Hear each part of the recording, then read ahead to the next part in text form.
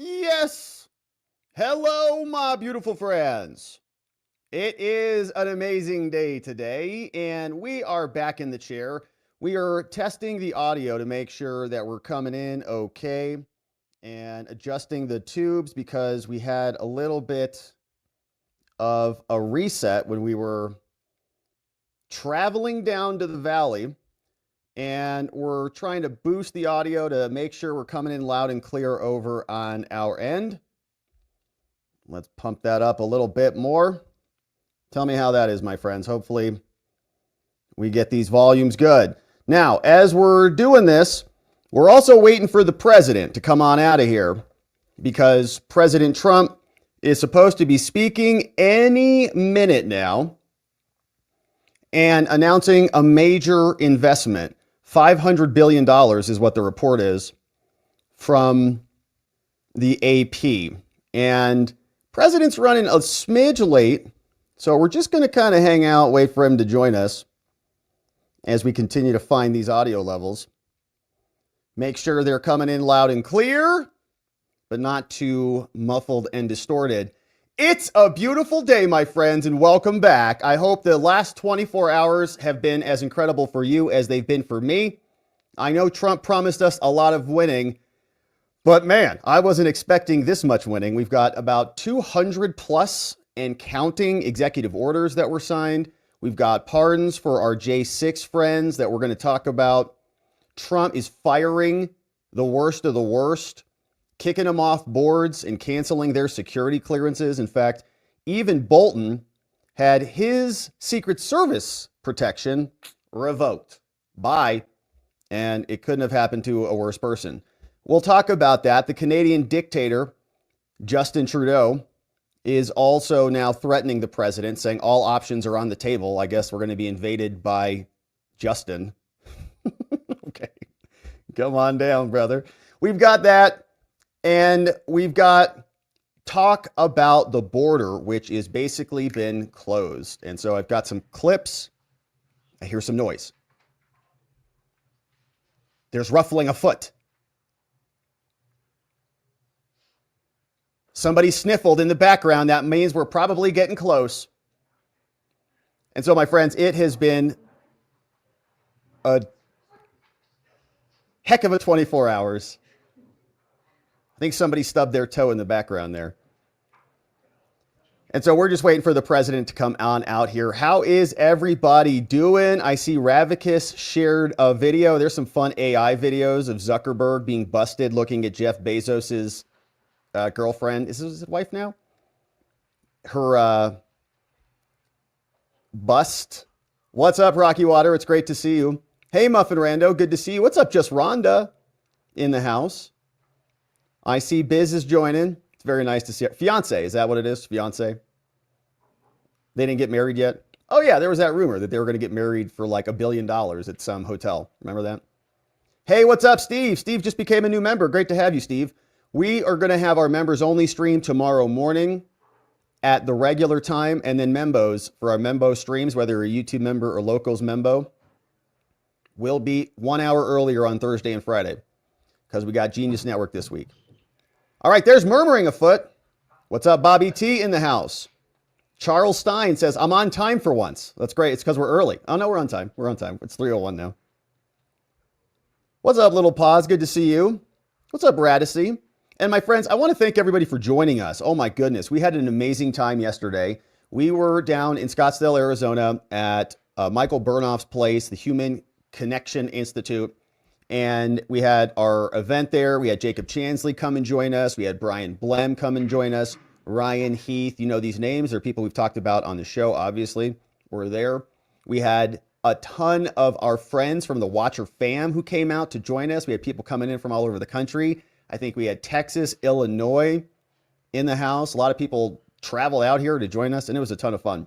We had great pictures. Hopefully you got to catch some of the stream yesterday, but it was a real amazing treat to be able to spend that time together cheering in the new administration and a much better country for all of us. So that was a ton of fun. So everybody who came out and joined us, thank you so much for coming. Thank you for supporting us. We had a ton of fun. Everybody was dressed up. You probably saw some of the some of the people dressed up. It was just great. Officially, it says we're muted. Hopefully not. Hopefully I haven't been muted this whole time. What's up? Blair's in the house. Good to see you. Yeah, and I want to thank Jacob Chansley for coming out. I've got a tweet from him that he posted yesterday, and shout out to our J6 friends who all got pardoned yesterday. Ugh, amazing. It was like music to my eyeballs reading it as soon as it dropped on X last night. My goodness, what a treat that was.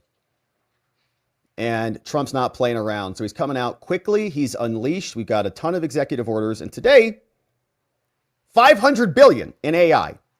And I think we're going to have a bunch of people here like Sam Altman. In fact, let me see if I can grab a little preview on what this is from the AP. Maybe they have an article here that we can zoom in on because they're gearing up for this. So Trump right now. Oh, look at this. Okay, so Letitia James is not going anywhere. So we're asking ourselves, all right, who's going to start to dig their heels in and take their shoes off to try to stop Trump and stink up the whole courtroom? Well, look what's happened already. 22 states sue to stop Trump's order blocking birthright citizenship. And they're misreading it. Okay, birthright citizenship says subject to the jurisdiction thereof. It's right there in the 14th Amendment. They can read it. And so, in my opinion, there is no birthright citizenship. And if you look this up and study it, the United States is one of a very few number of countries that grants citizenship based on geographic location. Oh, you're just here. Just pop out a kid. You're good? No. Most other countries do not do that at all. And so this is going to be a fun battle to go through. Now, the constitutional precedent generally, I think, supports the idea that birthright citizenship exists, but doesn't mean that it's not ripe for a challenge, and we are in the thick of it right now. So some more people are still coughing back there, waiting for the president to emerge. Let's see what else we've got. Okay, live updates from The Hill. They're reporting that it's been a busy day. Day 2 of the second Trump administration had a bunch of executive and congressional actions, saying President Trump and Vance attended a prayer service at the Washington National Cathedral this morning.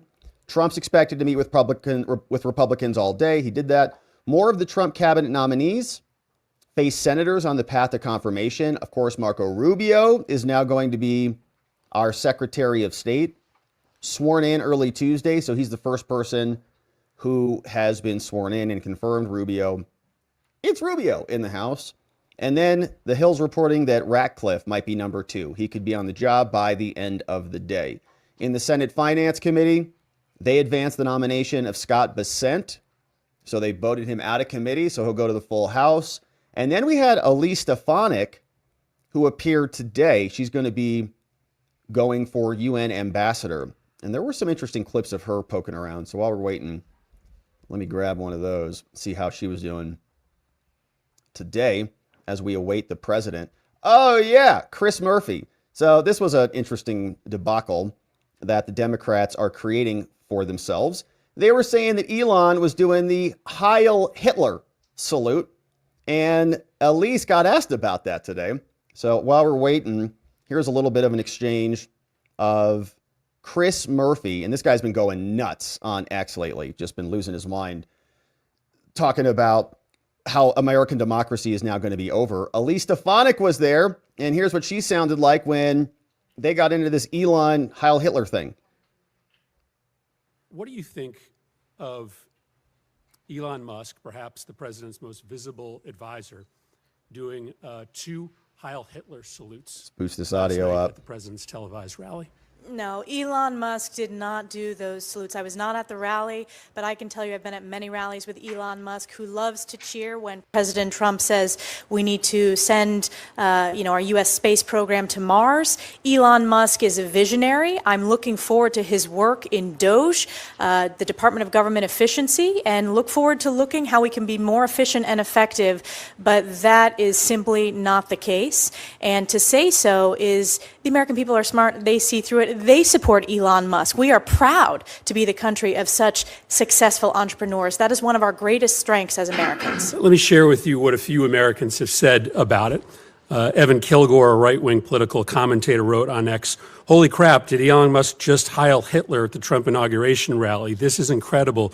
We are so back." Andrew Torba, who's the founder of the right-wing Christian nationalist social platform Gab, said incredible things are happening as he amplified the visual.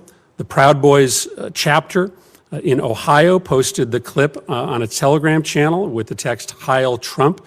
A chapter of the white nationalist group White Lives Matter posted it on Telegram. "Thanks for hearing us, Elon. The white flame will rise again." I could keep going. Over and over last night, white supremacist groups. Just scrolling through X, finding random things that are, hey, support him. Hey, that was Gorka. Gorka just popped his head. Oh, crap. This isn't the bathroom.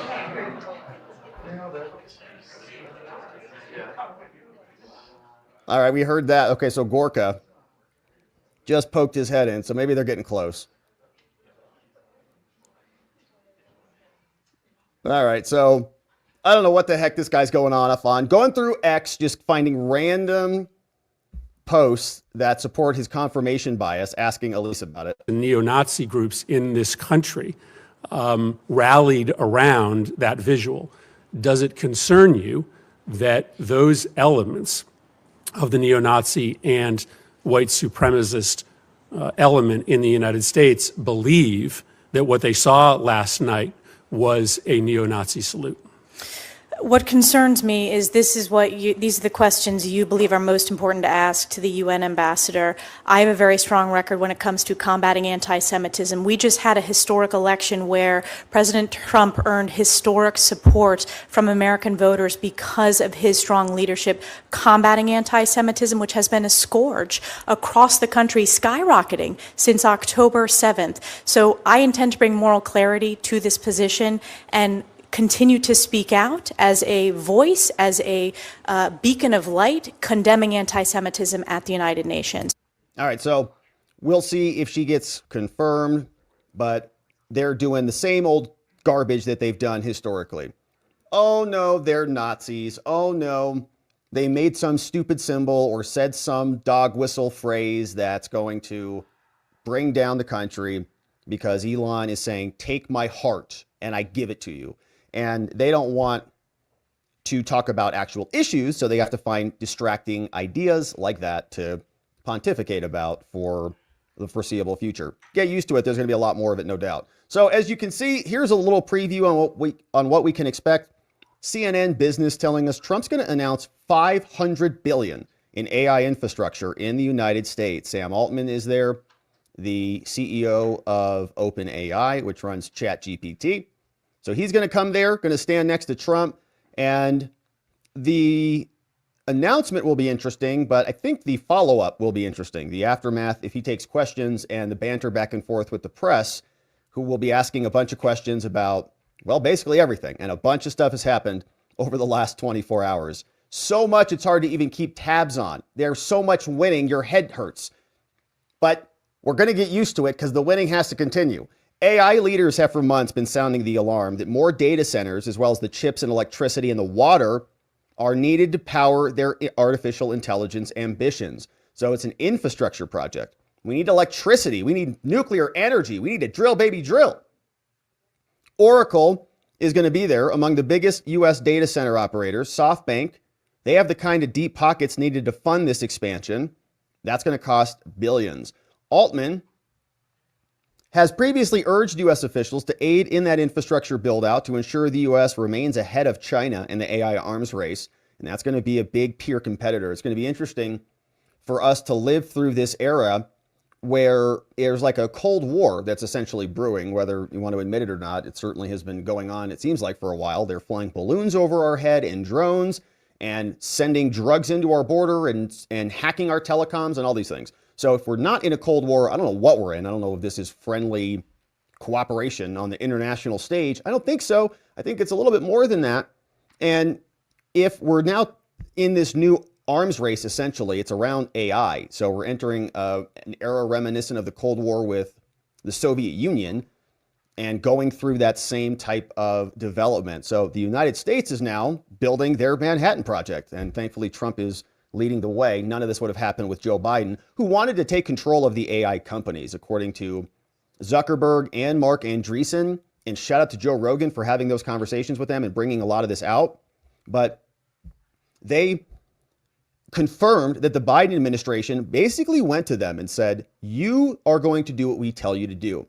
And you're our company now. There's going to be 3 or 4 of you who make it to the top. The rest of you are just going to have to eat it. Don't even think about doing a startup in the United States. And meanwhile, other countries like China will pour their, huge portions of their GDP into this because they know it is a tactical advantage into the future. Trump obviously gets it. He's bringing out Altman. Altman was at the inauguration on Monday, told Fox News last month that he believes Trump will be very good at attracting AI infrastructure investments and looks forward to working with his administration on it. Infrastructure is super important. AI is a little bit different from other kinds of software in that it requires massive amounts of infrastructure, power, computer chips, data centers. We need to build that here. We need to be able to have the best AI infrastructure to compete with the rest of the world. They published a white paper. OpenAI said that US AI infrastructure can ensure that the US AI tools win out over the Chinese, as well as create new jobs, new economic opportunities, urge the government to create a foundational strategy. They say there's 175 billion sitting in global funds just awaiting these projects. Now, if the US doesn't get that money, they're going to go to China, and then China is going to have global influence. New presidents and president-elect have often held joint announcements, but Trump announced Foxconn. Foxconn invested $1 billion into the state, and Microsoft's getting involved. So a lot of people excited about what this can bring. And it does seem like there is an arms race happening in the AI space. Everybody wants the chips. Okay, everybody's competing for space and electricity. Elon just built a massive super cluster somewhere. And that's going to be exciting to see what that can do over these next few years. All right, so still waiting on them. Let's see what else is happening out and about. Wondering if we have some more audio. Murmurings in the background.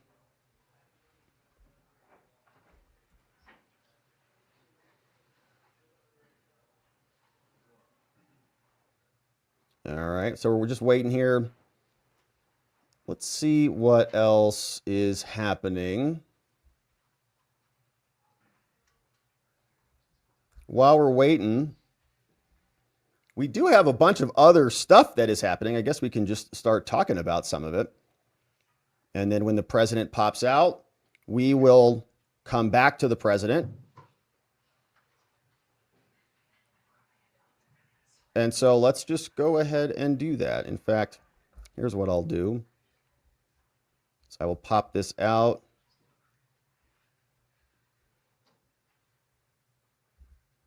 And we'll get resituated so that when the president pops up, we're ready to go.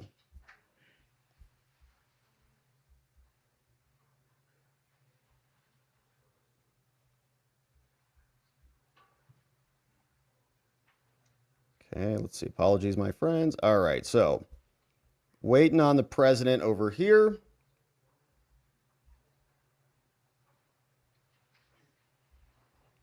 And while that's happening, let's talk about some of the other very good news that has occurred out there in the last 24 hours. Pardons for the J6ers are here, and we couldn't be more grateful to the president for acting with haste and getting it done. I've got some updates and some reactions from J6ers and from the J6 committee, who is very upset about this, very nervous, because many on the J6 committee, all of them, got pardons themselves. And now they're having to live in this world where they say, if you get a pardon, you're a criminal. But they just got pardons. So are they criminals? We're going to hear Jamie Raskin and other Democrats try to explain themselves out of that one, and they're not going to be doing a good job on that. But this one came from Jake Angeli Chansley. Jake Chansley, you may know him, labeled by the media as the QAnon shaman, and they turned him into one of the symbols of January 6th. And he got a pardon, and he posted this accordingly, celebrating the victory after being locked in prison, after being locked in solitary confinement, after being castigated by the media for years, until we got to see the truth, just an inkling of the truth about what actually happened with him, cops parading him around in and out of buildings inside the Senate. And now, vindication. And I got to shout out Jacob Chansley and all the J6ers who've stood firm in the face of this and been victimized by our own government. They're going to have their place in history that will not be forgotten. And we're very grateful that this has now been done. Jake posted this, celebrating. He said, I just got the news from my lawyer. I got a pardon, baby. Thank you, President Trump. Now I'm going to buy some MFing guns. God bless America. He says, I love this country. God bless America. J6ers are getting released and justice has come. Everything done in the dark will come to light.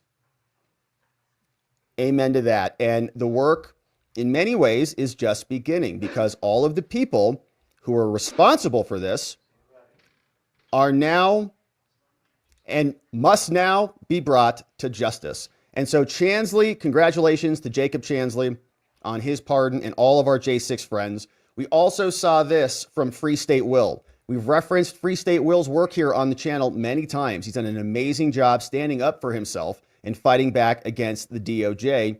He said, now that the threat of prosecutions is behind, I will share all the photos I took from January 6th and encourage others to publish previously unseen pictures and video in full.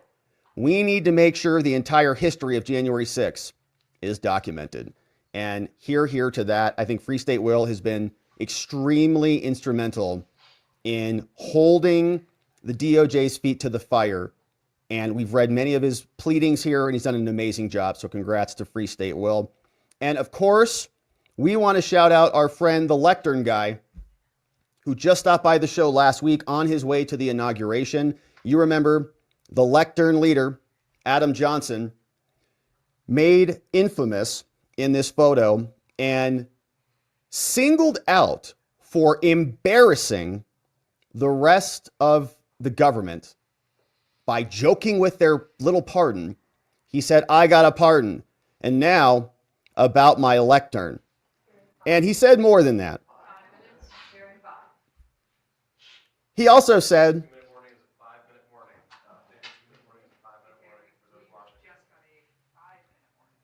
5 minutes, my friends, 5 minute warning. President's coming in 5 minutes. The lectern guy also said, Mr. President, I am unconditionally thankful for my pardon, but I am imploring you to please take deep consideration to free the men set up by the FBI in the Governor Whitmer kidnapping plot. Okay. Nice to see you. Some very familiar faces. That was fast, 5 minutes. Mr. President. Well, thank you very much, and it's an honor to be here today. We have first full day as president. We're back, and we had a great first term, but we're going to have an even better second term, and I think we're going to do things that people will be shocked at. We're starting off with tremendous investment coming into our country at levels that nobody's really ever seen before, and they're very happy with the fact that I won the race and that they feel confident in their investments.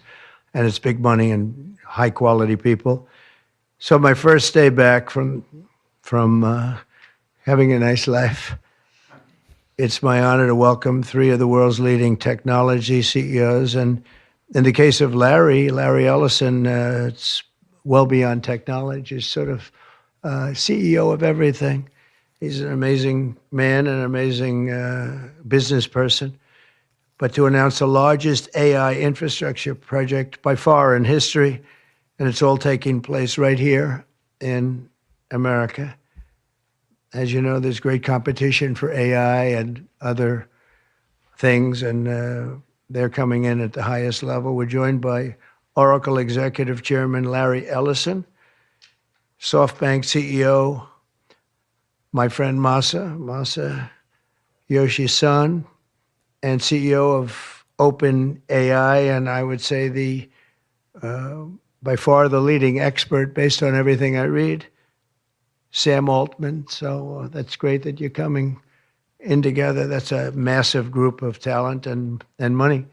Together, these world-leading technology giants are announcing the formation of Stargate. So put that name down in your books, because I think you're going to hear a lot about it. Awesome. Sounds in the future. awesome. A new American company that will invest $500 billion at least in AI infrastructure in the United States, and very, very quickly, moving very rapidly, creating over 100,000 American jobs almost immediately. This monumental undertaking is a resounding declaration of confidence in America's potential under a new president. Let me be a new president. I didn't say it, they did. So I appreciate that, fellas. But it'll ensure the future of technology. What we want to do is we want to keep it in this country. China is a competitor and others are competitors. We want it to be in this country, and we're making it available. I'm going to help a lot through emergency declarations, because we have an emergency. We have to get this stuff built. So they have to produce a lot of electricity, and we'll make it possible for them to get that production done very easily at their own plants if they want. Nuclear power? Where they'll build at the plant, the AI plant, they'll build energy generation, and that will What kind? be incredible. But it's technology and artificial intelligence, all made in the USA.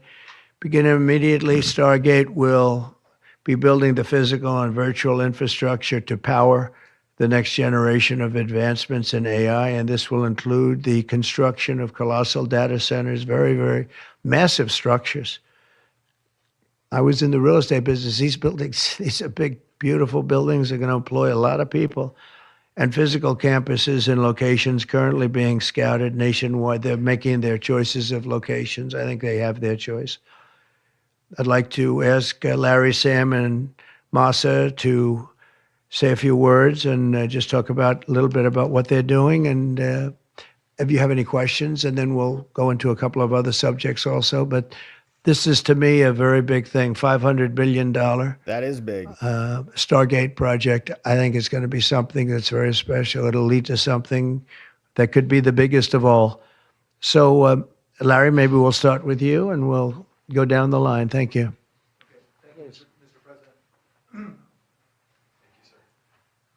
Thank you, Mr. President. We certainly couldn't do this without you. It would simply be impossible.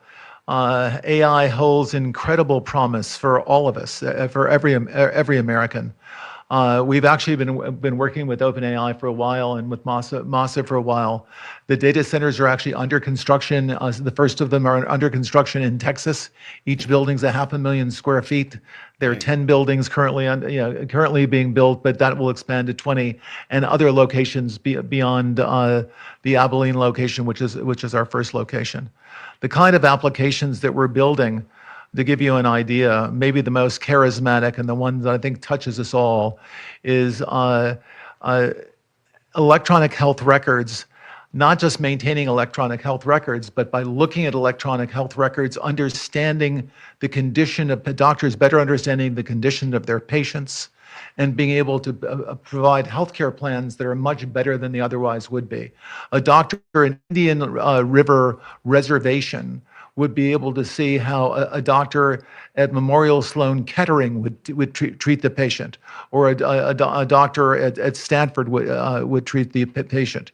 We actually provide all of that information, all of that guidance to the doctors who are treating cancer patients or patients with any other kind of disease, made possible by AI. I'm not going to take a lot of time. I'm going to pass it to Masa, but this is a very exciting program for Oracle to be a part of. Thank you. Aggregating all the data so you have a more uniform knowledge base. That's great. I feel tall now. A booster seat. Thank you. Well, Mr. President, Short kings, for sure. last month I came to celebrate your winning and promised that we will invest $100 billion. 200. And you told me, oh, Masa, go for 200. Yeah. Now I came back with 500. It's pretty good. Because this is the, as you said yesterday, this is the beginning of golden age of America. This is one great example, I think, right? We wouldn't have decided to do this. I think so. This is the beginning of golden age. Yes. We wouldn't have decided unless you won. Yeah. And yesterday we agreed, we signed to make this happen. It's great. Because of this day. Very nice. So we would make this happen. We would immediately start deploying $100 billion with a goal of making $500 billion within next 4 years, within your term. Right? Because of your success. So we are very, very excited to do this. And our partner is, of course, SoftBank, OpenAI, Oracle, and additionally investing partner with MGX. On top of that, we have the technology partner NVIDIA, and of course Microsoft has been very, very supportive to Sam and continue to support all our success. This is not just for business. As Larry said, this will help people's life. This will help solving many, many issues, difficult things that otherwise we could not have solved with the power of AI. I think AGI is coming very, very soon. And then after that, that's not the goal. After that, artificial super intelligence will come to solve the issues that mankind would never ever have thought that we could solve. Well, this is the beginning of our golden age. Thank you very much. I have my doubts about AGI and ASI. I'm not so sure. I don't have too much to add, but I did want to say I'm thrilled we get to do this in the United States of America. I think this will be the most important project of this era. And as Masa said, for AGI to get built here, to create hundreds of thousands of jobs, to create a new industry centered here, we wouldn't be able to do this without you, Mr. President. And I'm thrilled that we get to. I think it'll be an exciting project. I think we'll be able to do all of the wonderful things that these guys talked about. But the fact that we get to do this in the United States is, I think, wonderful. So thank you very much. Could you just say one word? I hear so many positive things about what it's going to do for medical research and for solving things, cancer and all the different problems. How will AI help us with the fight against the various problems, diseases, etc.? These guys can maybe share more about some of the work they're doing there. I think they'll jointly be some of the leaders about driving progress here. But I believe that as this technology progresses, we will see diseases get cured at an unprecedented rate. We will be amazed at how quickly we're curing this cancer and that one and heart disease, and what this will do for the ability to deliver very high quality healthcare, the costs, but really to cure the diseases at a rapid rate, I think will be among the most important things this technology does. Great. That I do believe. Can I speak and answer that question, Mr. President? So we're currently working on. Should I step on this? Okay. All right. No. I'm not that tall. I'm not that tall.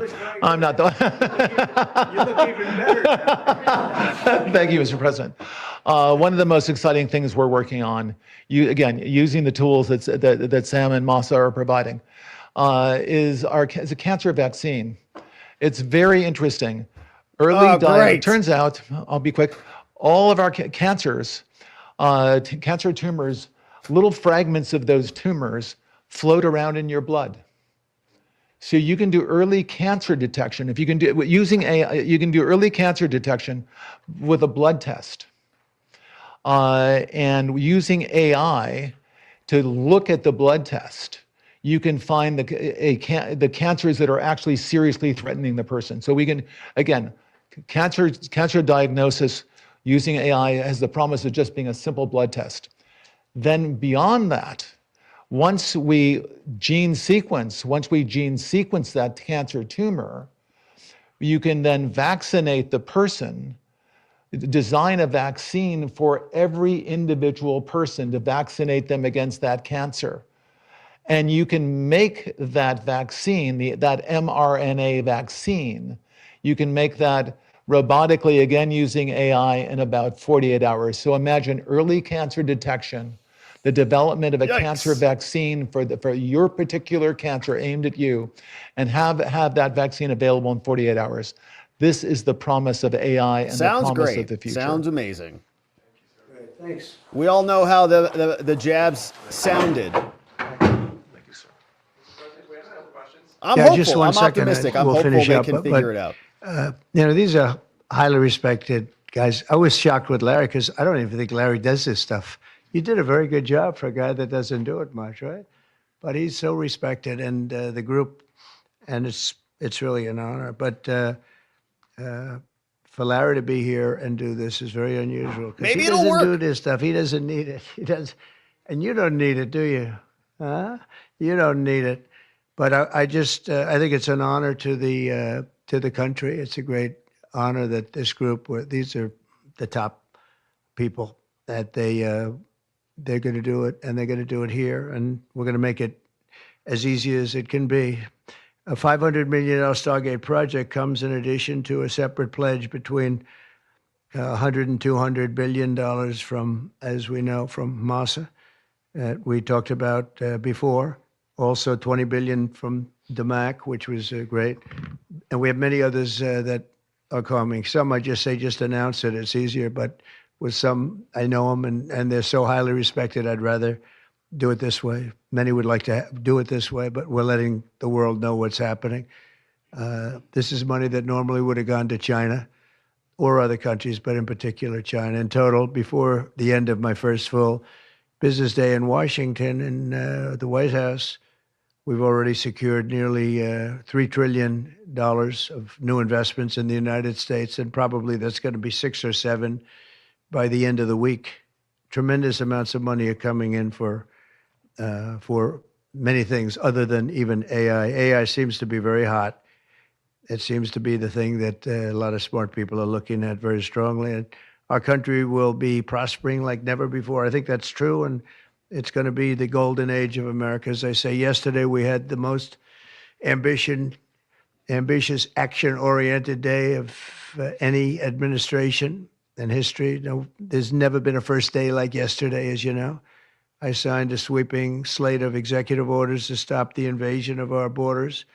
I launched a government-wide effort to defeat inflation and bring down the cost of daily life and bring down the cost of energy, magnificently bring it down. And when energy comes down, Larry, I'd say generally speaking, when energy comes down, everything else comes down. The prices of food and the prices of everything else come down. Energy is that's the big baby. And we declared a national energy emergency to drill, baby, drill, our term that we use. We're going to drill, baby, drill like never before. We ended destructive DEI mandates across the federal government and returned our country to a merit-based system and a common sense system.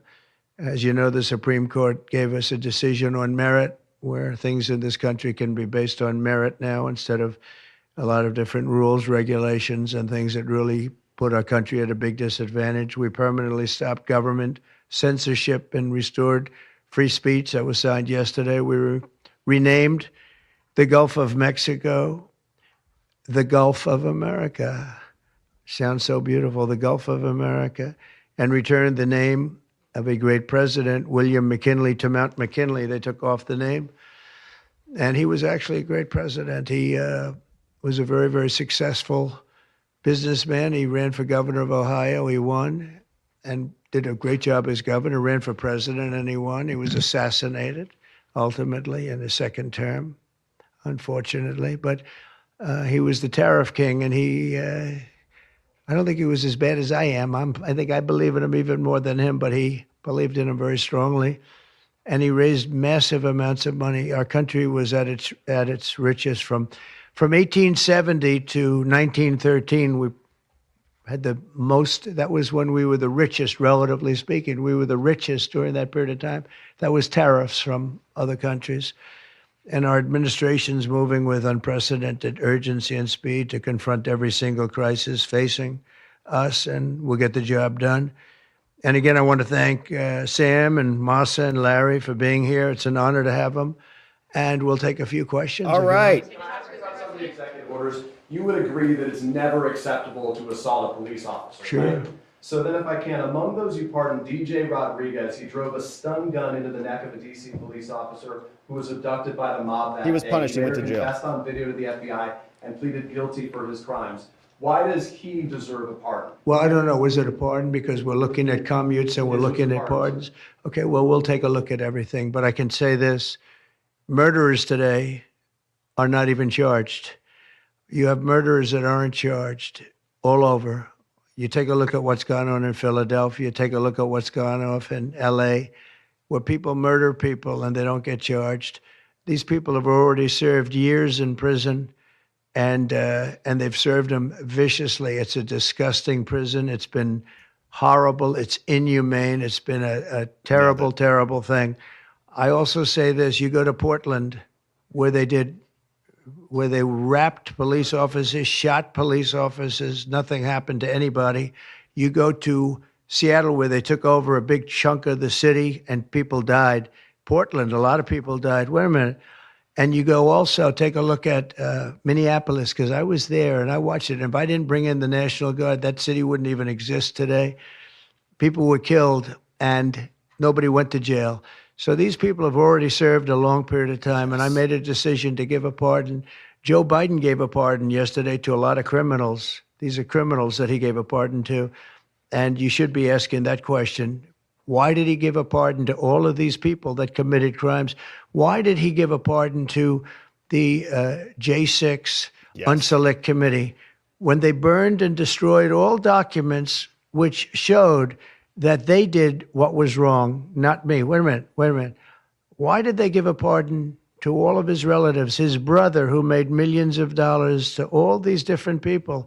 He gave pardons. That's the question you should be answering. All right, go ahead. Yeah, please. Nice.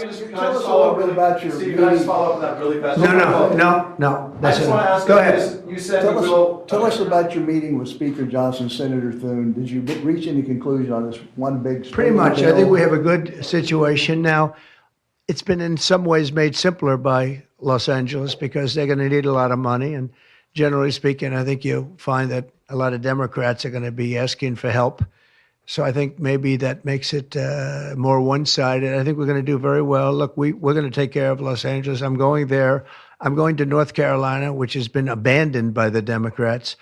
And I'm going to North Carolina, very importantly, first. I'll be there on Friday. And then I'm going from there to Los Angeles. And then I'm going to Nevada. And I'm really going to Nevada to thank them for the vote, because we won Nevada overwhelmingly. And that's usually a Democrat vote. And I just want to go there to thank the people of Nevada for the big vote. So we'll be making that. Yeah, please. The leaders of the Proud Boys and the Oath Keepers were free following their pardons yesterday. At the time back in 2021, you urged them to stand back and stand by. Is there now a place for them in the political conversation? Well, we have to see they've been given a pardon. I thought their sentences were ridiculous and excessive.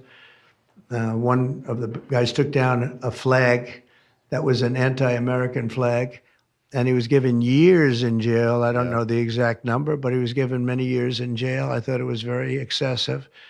And at least the cases that we looked at, these were people that actually love our country, so we thought a pardon would be appropriate. Yes, they do. Mr. President, is it also true in your conversations with Republicans today that you asked them to consider recess appointments for cabinet officials? I think, yeah, if it's needed. I don't think it's going to be needed. Marco, as you know, got passed overwhelmingly with 99-0, which is pretty amazing. Marco's going to do a great job, Secretary of State. But he just got, I guess he was the first one and just got approved. That's some vote, 99-0, and the nothing was a vote that he would have gotten if we wanted to do it. But you know whose vote that was? Who's doing a great job right now as vice president. Did you also talk about some sort of a trade or a deal involving wildfire relief in extension for a debt. Well, what I really want to have done, I was talking about this with the guys back in the Oval Office. Los Angeles has massive amounts of water available to it. All they have to do is turn the valve, and that's the valve coming back from and down from the Pacific Northwest, where millions of gallons of water a week and a day, even in many cases, pours into California, goes all through California down to Los Angeles, and they turned it off. It's off now. The valve goes, it turns toward the Pacific Ocean, and all that water goes pouring into the Pacific Ocean. If they did what I told them to do, they wouldn't do it because politically they didn't think it was good. I think it's great politically. I think they're dead politically. What they've done, they've destroyed the city. What they've done to that city is unbelievable. The sprinklers, their sprinklers in there like these right here that you see, none of them had any water in them. They didn't have any water. The fire hydrants, 40% of them had no water.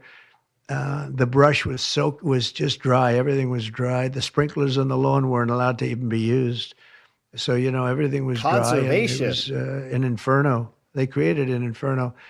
So we're demanding that they turn the valve back toward Los Angeles right now. It's not even believable that they haven't done it. Just so you know, they have a valve, and it turns like, think of a sink, but multiply it times many thousands of times the size of it. It's massive. And you turn it back toward Los Angeles. Why aren't they doing it? They either have a death wish, they're stupid, or there's something else going on that we don't understand. But we want the water that they're throwing away to be used for California. And that includes the farmers of California. When you drive up north, you see all of the land.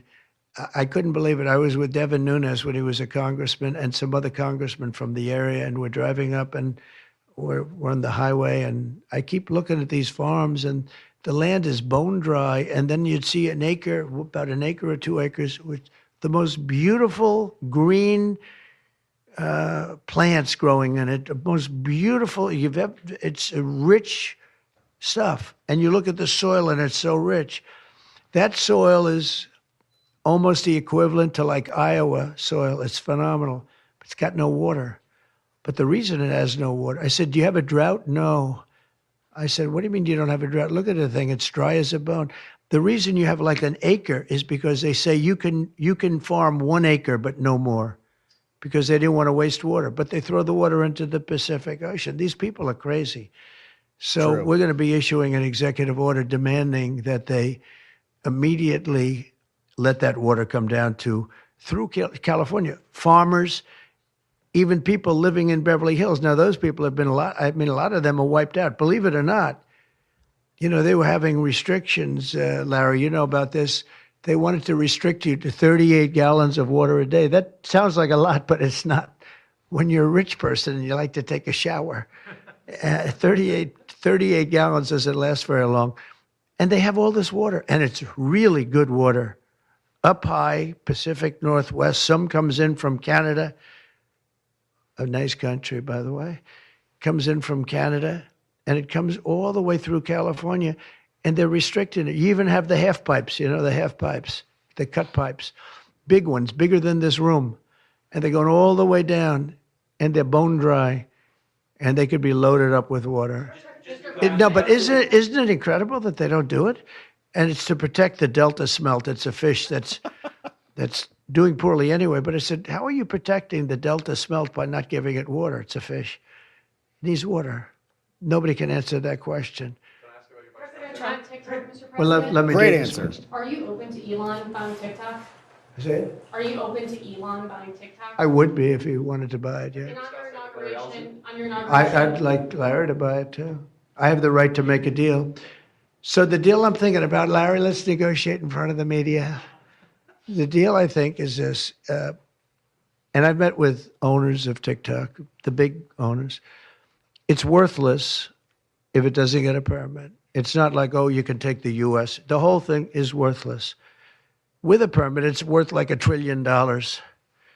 So what I'm thinking about saying to somebody is buy it. and give half to the United States of America, half, and we'll give you the permit. Just and like have a China great does. partner, the United States. And they'll have something that's actually more valuable because they have the ultimate partner, and the United States will make it very worthwhile for them in terms of the permits and everything else. But so think of it, you have an asset that has no value or has $1 trillion value. It all depends on whether or not the United States gives the permit. So what I'm saying is let the United States give the permit, and the United States should get half. Sounds reasonable. What do you think? Sounds like a good deal to me, Mr. President. Yeah, Definitely. he can Thank you, afford Larry. it too. Mr. President, you're a president who has long said that you back the blue, but aren't you sending the message that assaulting officers is okay with these pardons? No, the opposite. In fact, I'm going to be letting 2 officers from Washington Police, D.C. I believe they're from D.C., but I just approved it. They were arrested, put in jail for 5 years because they went after an illegal, and I guess something happened where something went wrong. And they arrested the 2 officers and put them in jail for going after a criminal, a rough criminal, by the way. And I'm actually releasing. No, I'm the friend of. AP, don't do it to us. I am the friend of more than any president that's ever been in this office. If, this is a week ago, he said, if you committed violence on January 6th, Bro, obviously let it go. you should not be pardoned. It's Why done. is your vice president wrong? Well, It's done. only for one reason. They've served years in jail. They should not have served, excuse me, and they've served years in jail, and murderers don't even go to jail in this country. And we had 1,500. We have 16 under review. As you know, we commuted about 16 of them because it looks like they could have done things that were not acceptable for a full pardon. They didn't. But these people have served years of jail, and their lives have been ruined. And in many cases, listen to me for a second. Yeah, Stop pipe down. interrupting. They served years in jail, and if you look at the American public is tired of it. Take a look at the election. Just look at the numbers on the election. We won this election in a landslide because the American public is tired of people like you that are just one-sided, horrible people in terms of crime. You don't talk about all the people that have been killed and what happens to those murderers. Murderers get no time. You take a look at some of these DAs. They go after political opponents, but they don't go after people that shoot people in the street. They're caught. They know where they're living. They know everything. They don't even go up to pick them up anymore. They just let them live there. They know all about it. They have their pictures. They have the tape of the shooting, and they don't even go up and you're talking about this. No, we pardoned people that were treated unbelievably poorly. In the history of our country, there's never been anything take place like this. They're still looking for them, but they're not looking for the murderers, the people that are killing everybody. We are, though. And we're getting them out of the country. We just started that. We're getting them out of the country, and they're going to be gotten out of the country fast. They came in illegally from jails and from prisons. They killed many people. Some of them killed many people. About 50% of them killed more than one person. They were released into our country. That's what we're focused on, not the kind of nonsense you're talking about. You've called for a ceasefire in Ukraine. If Vladimir Putin doesn't come to the table to negotiate with you, will you put additional sanctions on Russia? Sounds likely. And do you think that the war should be frozen currently along The the war front should have battle never lines? started. If you had a competent president, which you didn't, the war wouldn't have happened. The war in Ukraine would have never happened if I were president. But that couldn't happen because the election was rigged. Yeah, go ahead. Mr. President, there's been some debate within your orbit over whether or not to keep or eliminate H-1B visas. What's your position on that? Do you want to keep H-1Bs or do you want to get rid of them? I like both sides of the argument, but I also like very competent people coming into our country, even if that involves them training and helping other people that may not have the qualifications they do. But I don't want to stop. And I'm not just talking about engineers. I'm talking about people at all levels. We want competent people coming into our country. And HB1, I know the program very well. I use the program. Maitre d's, wine, experts, even waiters, high quality waiters. you got to get the best people. Now, then you go into people like Larry, and he needs engineers, and Massa needs, and this gentleman needs engineers like nobody's ever needed engineers, right? So we have to have the quality people coming in. Now, by doing that, we're expanding businesses, and that takes care of everybody. So I'm sort of on both sides of the argument, but what I really do feel is that we have to let really competent people, great people come into our country, and we do that through the H-1 program.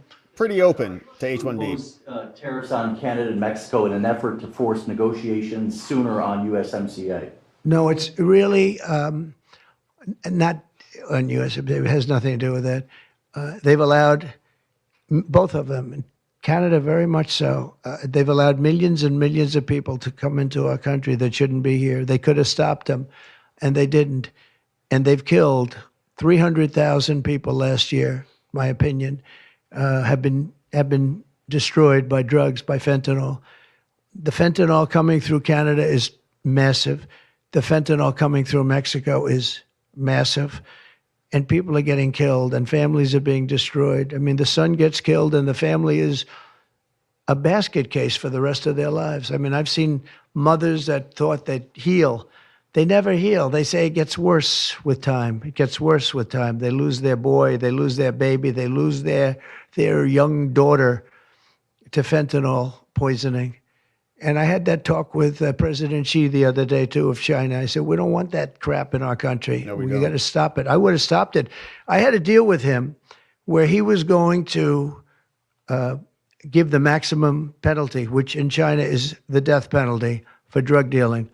And he was all set. He was going to give the maximum penalty to fentanyl dealers. If they send to the United States, they were going to get the death penalty. And of course, Biden didn't pick that up. I had that deal all done. It was all wrapped up. We were going to have it done. And then the election went, let's put it nicely, didn't go the proper way. Stolen. I'm trying to be nice about it. It was rigged. Rigged. And we had an incompetent president elected, and he never followed up on that deal. But he should have followed up, because if they got the death penalty, they wouldn't be sending fentanyl to Mexico, Canada, and other places. Mr. President, how much will the We're thinking about that too. We're talking about a tariff of 10% on China based on the fact that they're sending fentanyl to Mexico and Canada. How soon on those tariffs? Probably February 1st is the date we're looking at. For Mexico and China, we're talking about approximately 25%. Update on the Gaza ceasefire, and are you planning to travel to the Middle East soon? We're thinking about going to the Middle East, not yet. We have a thing called the hostages are coming back going on right now, and they are coming back. Some of them have been very damaged. You look at the young lady with her hand practically blown off. You know how that happened, right? Did you know how that happened? When you find out, you're not going to be too happy because it was terrible. But the hostages are starting to come back. If I weren't here, they wouldn't be back ever. They would have never come back. They would have all died. If this were done a year earlier, if Biden would have done this deal a year and a half, 2 years ago, or frankly, it should have never happened. October 7th should have never happened. Nobody should be dead. But through weakness, they allowed it to happen, and then it was a disaster from them. But you go back just 6 months ago, many of these young people were living. Young people don't die like that. They're just dying. And young people aren't dying at 22 and 23 years old. They don't die. But now they're dying, and you wonder why they're dying. They're being killed, and they have been killed. But they say 6 months ago, you would have had 11 more living hostages. Think of that. 6 months ago. But Biden couldn't get it done, and it was only the imposition that I put on as a deadline that got it done. But it's a very sad situation. It should have never happened. I'll tell you, 2 things should have never happened. 3 things. Inflation should have never happened. It would have never happened, except for what they did to energy and their crazy spending. And Ukraine would have never happened. Never. By the way, Russia never would have gone into Ukraine. I had a very strong understanding with Putin that it would have never, ever happened. He disrespected Biden. Very simple. He disrespects people. He's smart. He understands. He disrespected Biden. And also, the Middle East would have never happened because Iran was broke. They had no money. They had no money for Hamas. They had no money for Hezbollah. It would have never happened. October 7th would have never happened. But it did happen. So this is the cards I've been given. And we're getting the hostages back. That would have never happened under Biden. They would have never come back. They were just dying not that slowly. They were dying or being killed. But that was what was happening. So are you going to keep sending weapons to Ukraine, or are you going to turn off the tap soon? Well, we're looking at that. We're talking to Zelensky. We're going to be talking with President Putin very soon. And we'll see how it all happens. We're going to look at it very soon. One thing I do feel, the European Union should be paying a lot more than they're paying because under Biden, I mean, we're in there for $200 billion more. Now, it affects them more than it affects us. We have an ocean in between, right? Little thing called an ocean. The European Union should equalize. We're in there for $200 billion more than the European Union. I mean, what are we, stupid? I guess the answer is yes. Yes. Because they must think so. But the European Union takes advantage of us tremendously on trade. And they now take advantage of, and always have. If I didn't get involved years ago, my first term, one of the first things I noticed was that they're not paying enough. They're not paying. And a lot of those countries weren't even paying. The NATO countries, they weren't paying. Only 7 out of 28 were paying. We were one of them. And Poland was one. And they had a few of them that were paying, and some were paying very proudly. Usually the closer to the borderline of Russia they were, the faster they paid, okay? The ones that were further away tended not to pay so fast. And one thing on that, I think they should lift their number not to 2%, but to 5%. NATO should be at 5%, not at 2%. 2% is ridiculous, yeah. The U.S. President Xi, in your conversation about Ukraine, you asked him to get involved in helping settle that. Can you tell us about that? I did, yeah. I said, you ought to get it settled because he's not done very much on that. He's got a lot of power, like we have a lot of power. I said, you ought to get it settled. We did discuss it, yeah. Mr. President, you launched your crypto coin the other day. Do you intend to continue selling products that benefit yourself personally while you're president? Well, I don't know if it benefited. I don't know where it is. I don't know much about it other than I launched it. I heard it was very successful. I haven't checked it. Where is it today? You made a lot of money, sir. How much? Several $1 billion, it seems like, in the last several days. Several billion? That's peanuts for these guys. President Biden, can you give us some sense, broadly speaking? Yeah, he wrote me a nice letter. I mean, I did open it last night. And I didn't know. Peter said, did you get the letter? I said, wait a minute, let's see the letter. It's sort of a tradition. You put it in the drawer, especially of the beautiful Resolute desk, right? And I opened the drawer, and there it was. It said to number 47. And it was a very nice letter. I mean, I could show it because I think it was a nice letter. Maybe I will. I think just basically it was a little bit of an inspirational type letter, you know. Enjoy it, do a good job. Important, very important, how important the job is. But I think it was a nice letter. I think I should let people see it because it was a positive for him in writing it. I appreciated the letter. He wrote it all by himself? Were security concerns at all a factor when deciding to move your inauguration indoors? No, not at all. No, not at all. It was just cold. Look, if we would have, you know, I just went out to the helicopter, right, we said goodbye. That's a tradition. As long as before it used to be a stagecoach, and then helicopters came along. But that's been a tradition. You go out and you do that. And we stood there for 10 minutes, and I'll tell you what, people would not have been able to get through that day. That was cold. It was sort of interesting. Don't let the sun fool you. Tell me something. Sunny days can get very cold, can't they? Because that was so freezing yesterday. You couldn't have gotten through it. It would have been. And the answer is no, it wasn't security. With that being said, I thought the Capitol, the Rotunda, was beautiful. Yeah. 72 degrees, unbelievable sound.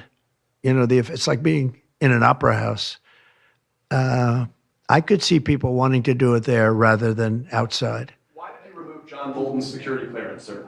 Because I think there was enough time. We take a job.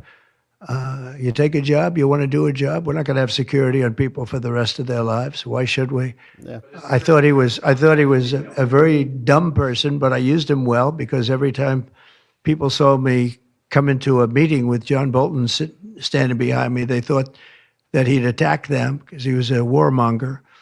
He's the one that got us involved, along with Cheney and a couple of others, convinced Bush, which was a terrible decision, to blow up the Middle East. You know, we blew up the Middle East and we left. We got nothing out of it except a lot of death. We killed a lot of people, and John Bolton was, one of those guys, a stupid guy.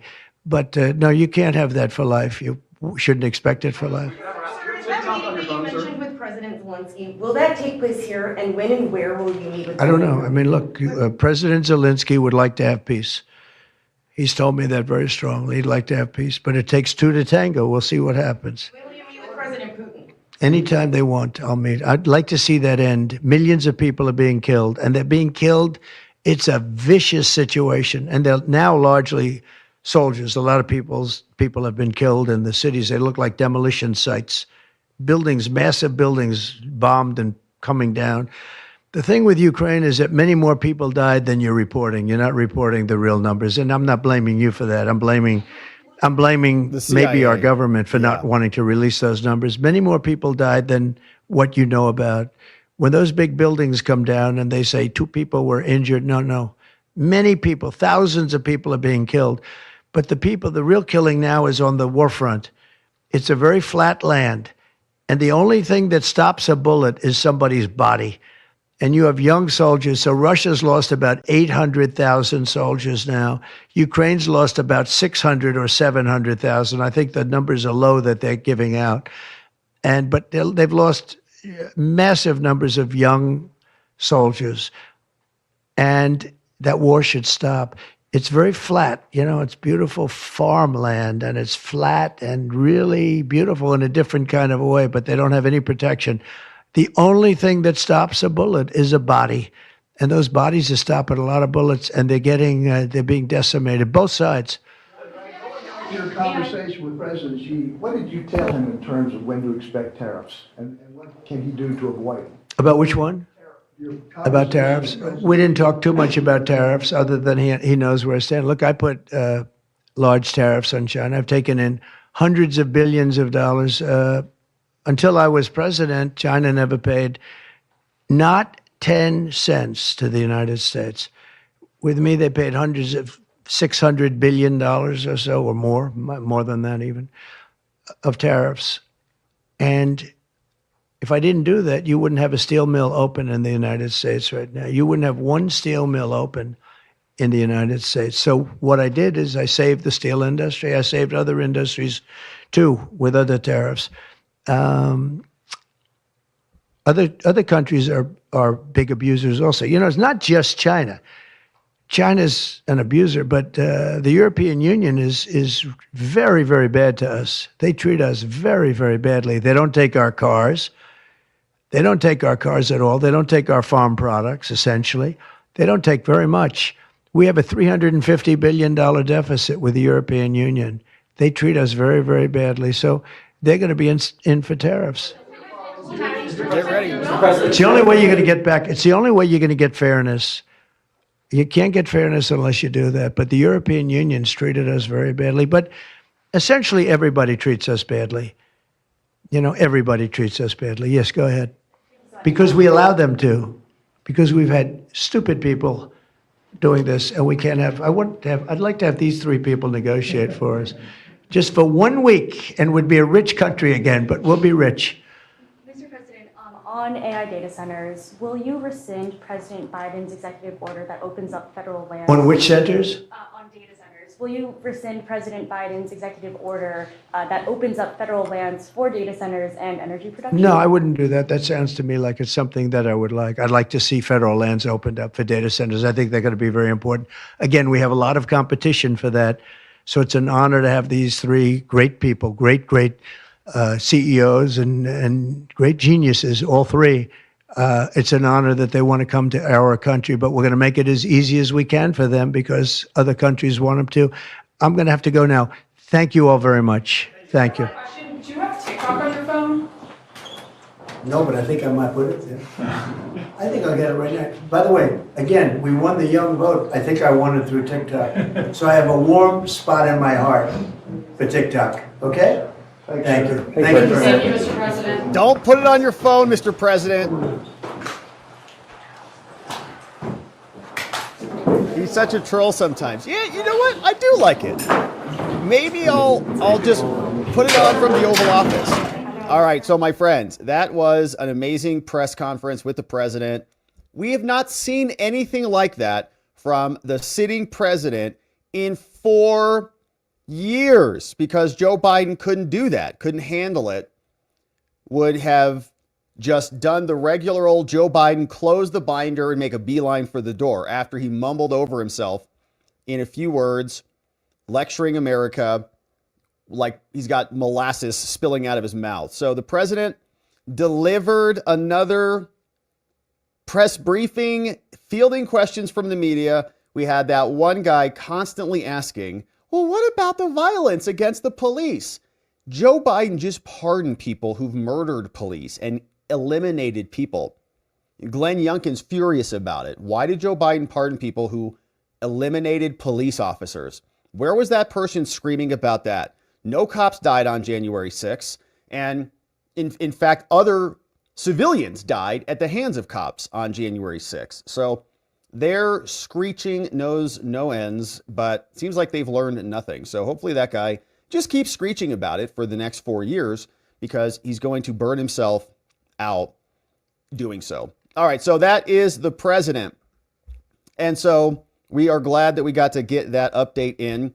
We still have a bunch of other stuff to get to.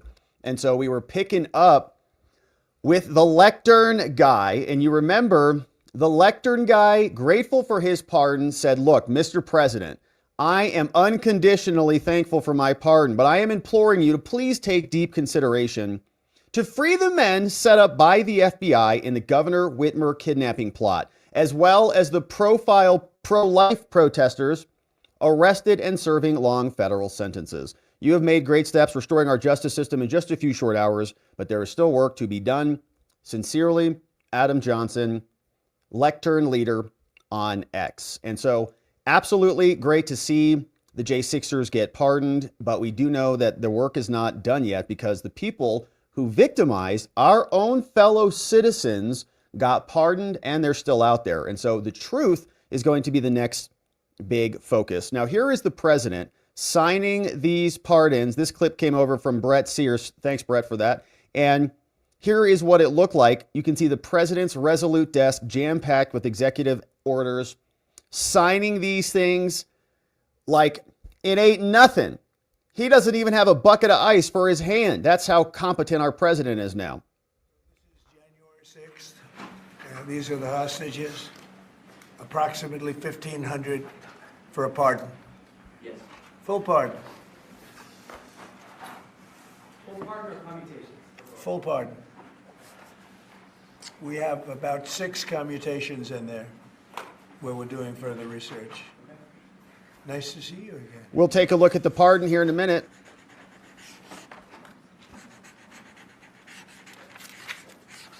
So this is a big one. Yes, it is. Anything you want to explain about this? We hope they get them. We hope they come out tonight, frankly.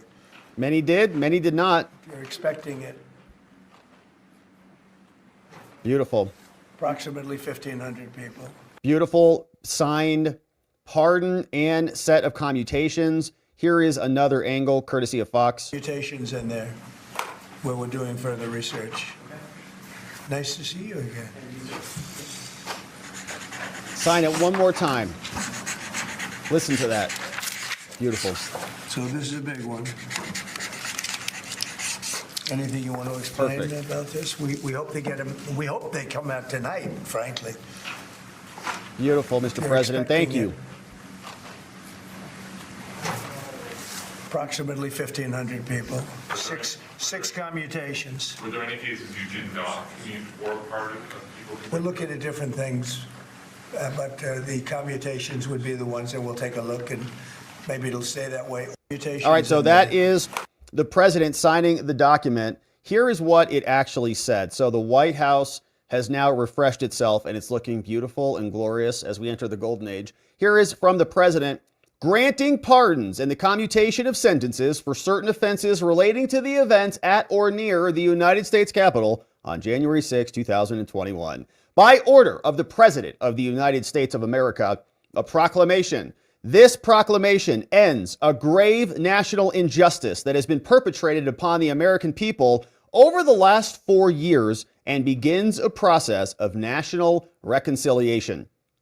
Acting pursuant to the grant of authority in Article 2, Section 2 of the Constitution of the United States, I do hereby commute the sentences of the following individuals convicted of offenses related to events that occurred at the Capitol on January 6, and the commutation is to time served as of January 20th, 2025, the very first day in office. Got it done. These people had their sentences commuted.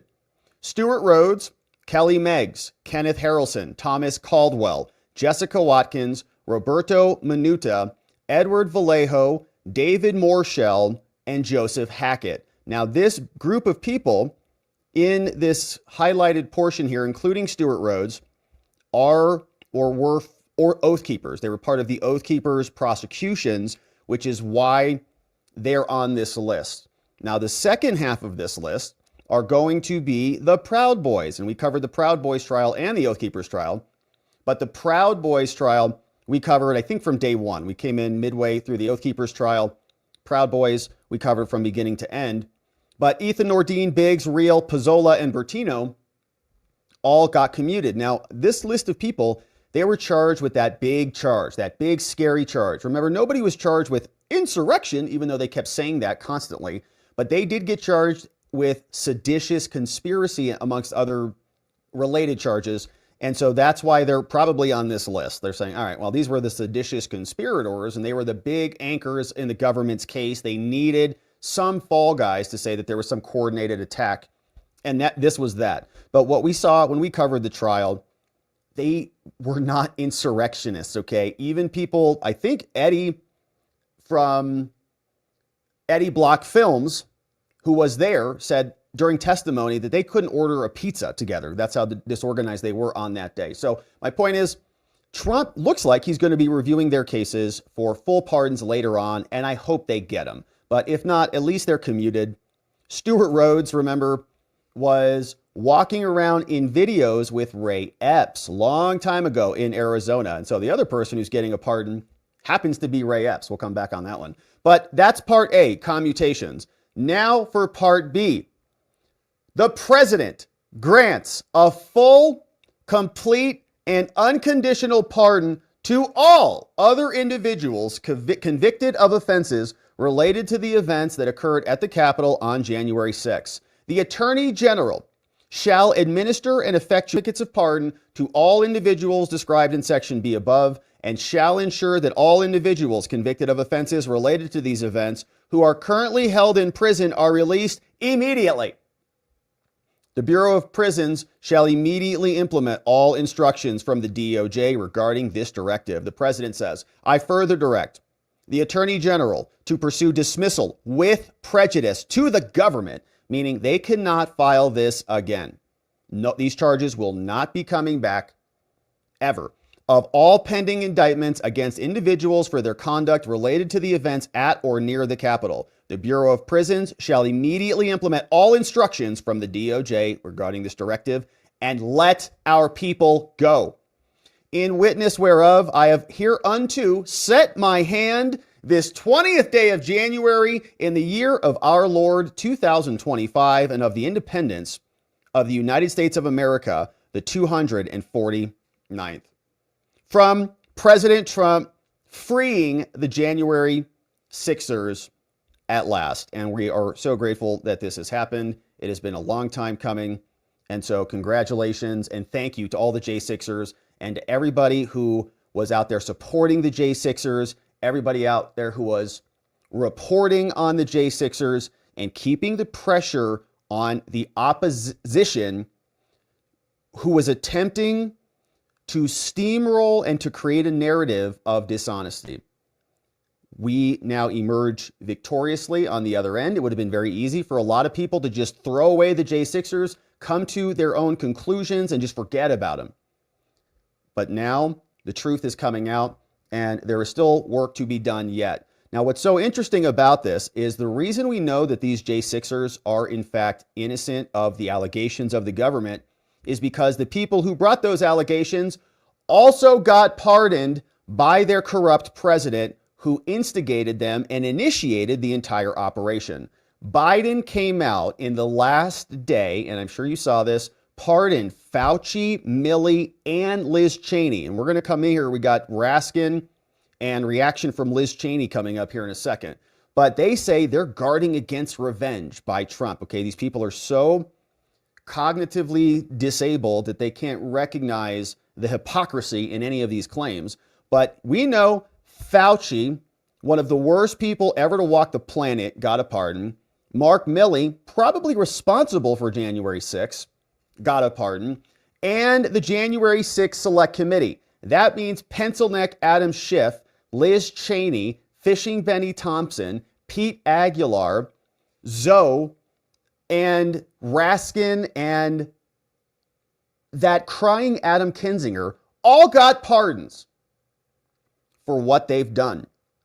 The decision on Monday came because Biden has to cover up what they concocted. He said, the issuance of these pardons should not be mistaken as an acknowledgement that any individual engaged in wrongdoing. Well, then why would they need a pardon? Nor should acceptance be misconstrued as an admission of guilt for any offense. But they don't even need to formally accept it for it to be valid, okay? And you're going to hear this from a bunch of these J6. Well, I didn't seek a pardon. Doesn't matter. You don't have to, to go ask for one in order for it to be effective. The fact that he granted it and that you're not rejecting it means you are de facto accepting it. Unless you come out and reject this thing, you've accepted it. So he said, our nation owes these public servants a debt of gratitude. And why would you accept a pardon if you did nothing wrong, even in a de facto manner? So you see that the pardon occurred. But what's so interesting about this is our friend Maze Moore on X, at Maze Moore, dug up this clip from December 2020 when pencil neck watermelon head Shifty Schiff, who got censured like a total pathetic person, was on with Joy Reid, who I don't know if her hair was Trump style at this time. No, it wasn't Trump style yet. So she hadn't converted yet, transitioned into Trump. But Joy Reid back in 2020 was asking Pencilneck about his position on pardons. And if Trump were to come out and pardon people, that would mean that they were guilty. But Trump didn't do that. He didn't pardon his family. He didn't pardon his whole family like Joe Biden did. Didn't come out and grant Eric and Don and Ivanka and Kushner and Melania all sorts of pardons. But guess who did do that? Joe Biden did. And guess who else is accepting a pardon right now? Pencil Neck Schiff. Have you ever heard of somebody getting a preemptive pardon who was innocent of all crime? Who's just an innocent person? Have you ever heard of that? Just somebody getting a blanket pardon and they're an innocent person? But no, I think that it's an effort not only to prospectively pardon people for things they have not yet been charged with and may never be charged with, but also it's the president's own family. It's people that have been covering up for the president in addition to his own family. This is the nature of those the president has surrounded himself with, including his family. And that is, it's been essentially a den of thieves environment. And so I think the president used this as his way of trying to protect those that have protected him. Have you ever heard of somebody getting a preemptive pardon who was innocent? Trump didn't do what Joe Biden did. Trump didn't pardon his sons. Trump didn't come out and pardon a whole congressional committee who deleted evidence, suborned perjury, obstructed justice, violated their ethical obligations by talking to represented people who were under subject of investigation of the committee, like Clavicle Girl. Schiff just admitted that taking a pardon means you're guilty. And so that's Schiff saying he's guilty. Now, this is wild. I think that what he's doing right here is intentional. Like, he knows this is an insane post, but he's posting it anyways. He says the President Trump just gave a literal get out of jail free card to rioters who committed horrific violence in his name, and also to people who picked up a podium and set it down. Psycho. Not just forgiveness for their crimes, but a permission structure to do it again. So they're going to insurrect the Capitol again? Trump was elected to lower prices, not run the country like a mob. Dude, you just got a get out of jail free card. Are you thick in the head? We know you are. That's why it's called watermelon head. But you just got one. Your whole fake illegal committee got a pardon for your crimes in government. You ran the J6 committee like a mob. You had no cross-examination. You didn't even have a Republican opposition. You had fake Cheney and Kinzinger that Nancy Pelosi appointed. Nobody consulted with Kevin McCarthy, and under H.R. 503, the whole committee was illegitimate because it was illegally constituted from day one. Then you deleted the evidence, and Schiff now hopefully gets censured again in the Senate so that he can be censured in both bodies and be the biggest loser in American history. Now, Caitlin Collins was asking some questions about this to tongue-tied Democrats. They couldn't figure out how to answer this. They're like, oh, crap. No one's above the law. Remember that? They were lecturing us on that. No one's above the law. Joe Biden's whole family is. Everybody in the Biden clan is. Fauci's above the law. Liz Cheney's above the law.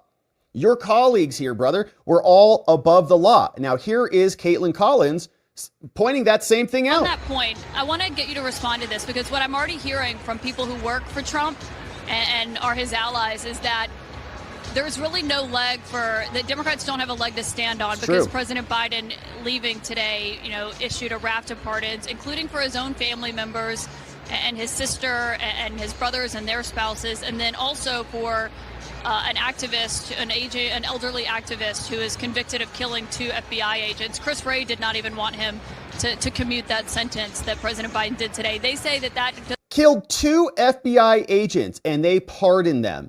That AP guy was screaming at Trump because Trump pardoned some people who threw water bottles at police officers. And there were officers who definitely got injured, and I'm not in favor of violence or hurting cops, but I'm also not a fan of cops shooting people in the face with projectiles who were standing there peacefully and instigating the crowd and exacerbating the situation intentionally.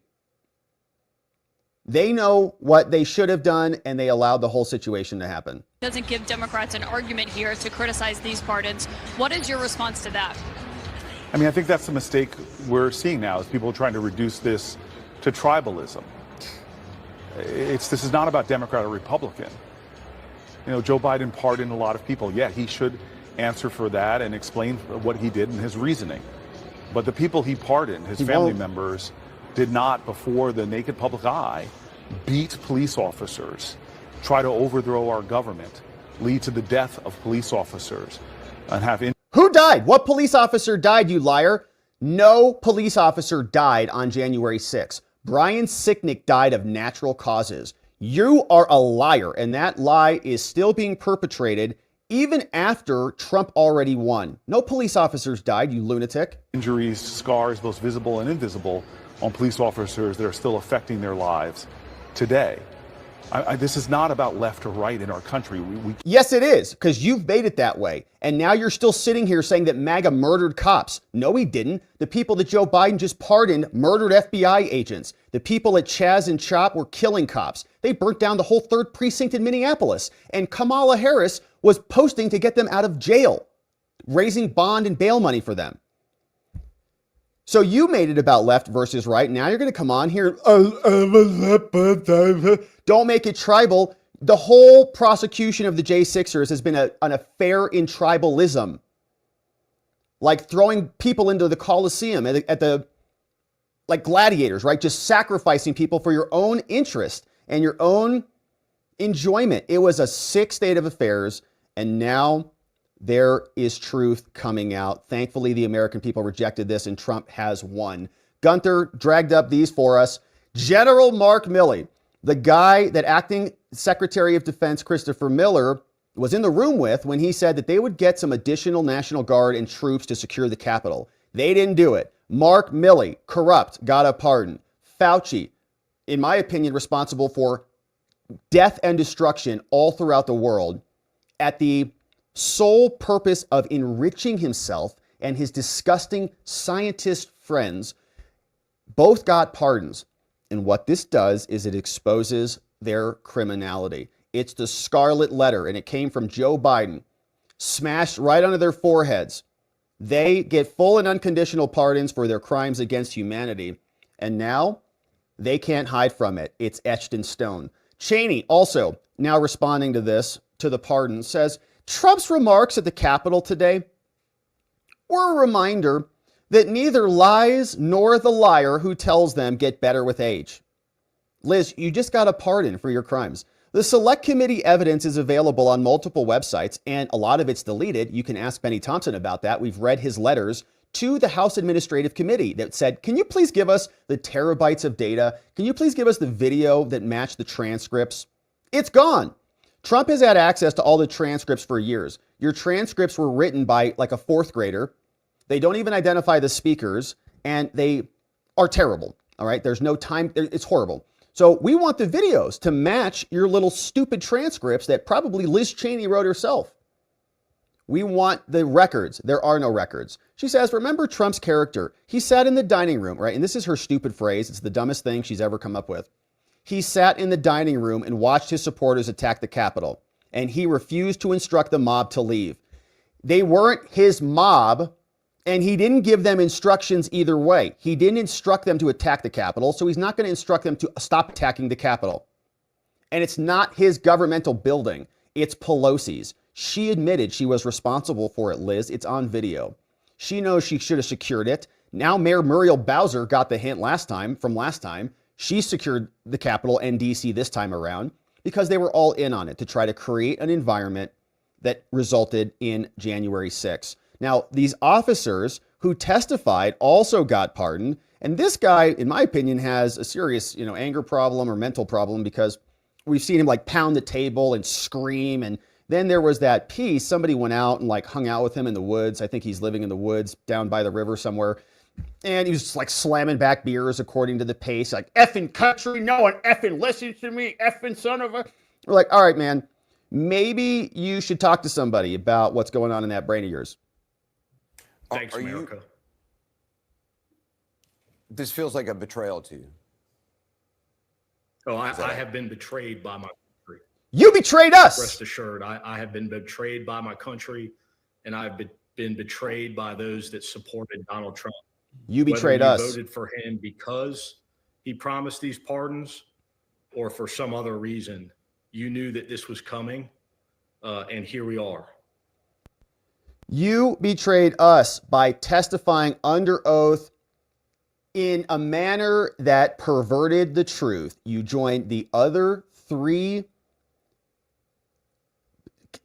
identified cops who would all come and fake the narrative, and you were useful pawns in Liz Cheney's game. So you betrayed us, and you betrayed your oath to American citizens who had been victimized by a government bureaucracy that you were a part of. So we are now having a return to norm, and we're glad for that. Raskin was also on with Caitlin and trying to explain himself because he got a pardon from Biden before Biden left because Raskin was part of the cover-up and the crime. But look, the people who were pardoned in the morning were pardoned because we were innocent, and Donald Trump was threatening Liz Cheney and Benny Thompson and others with fraudulent political prosecutions. The people. Wow.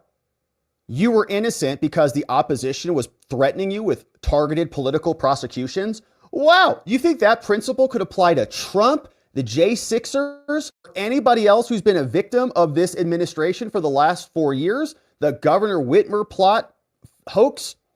The pro-lifers, the Catholics who had their schools invaded and their churches surveilled? All of us have said the same thing. We're the targets of political prosecution by you people. And so Jamie is saying, no, we're innocent. They're not. So both sides are claiming innocence now. And in a way, right? Even many on the J6 side, right? Even Trump said this. they've been punished enough, so we're going to commute their sentences. But they want to just do this compare and contrast, where they take the J6ers and their visual imagery and they put it up against what they've done. Yeah, their crimes were committed behind closed doors. Their crimes were in the deletion of files, in the text messages, in the suborning of perjury between Liz Cheney and Clavicle Girl. It was all done in secret, behind closed doors, in the dark of night, in the gutter in which Liz Cheney resides. And we couldn't see it. But that's why you're being pardoned. Make no mistake about it. The reason you're being pardoned is because you committed those crimes. We couldn't see it yet. We're going to. People who were just pardoned a little while ago were pardoned because they were guilty of us violently assaulting police officers, carrying dangerous weapons inside the cabin. And you're guilty of setting them up and shooting them in the face and creating fake pipe bombs to distract the cops from securing the perimeter. And you rejected the 10,000 National Guard that Trump posted up, or wanted posted up, ordered posted up to be there. And now you're just going to turn it into your narrative. Capitol, destroying federal property, and so on. And it was just a mass pardon for all of them without even looking to see whether those people were rehabilitated They've been punished and whether enough. they continue to pose a threat to public safety. Have you been rehabilitated, Jamie? I don't think so. You previously said on CNN, the quote, "The seeking of pardons is powerful demonstration of the consciousness of guilt, or at least the consciousness that you may be in trouble, and that's what's so shocking about this." Do you feel conflicted about the fact that President Biden did extend this pardon to you? I mean, he has faced criticism from other members of that committee who said, "I don't want a pardon."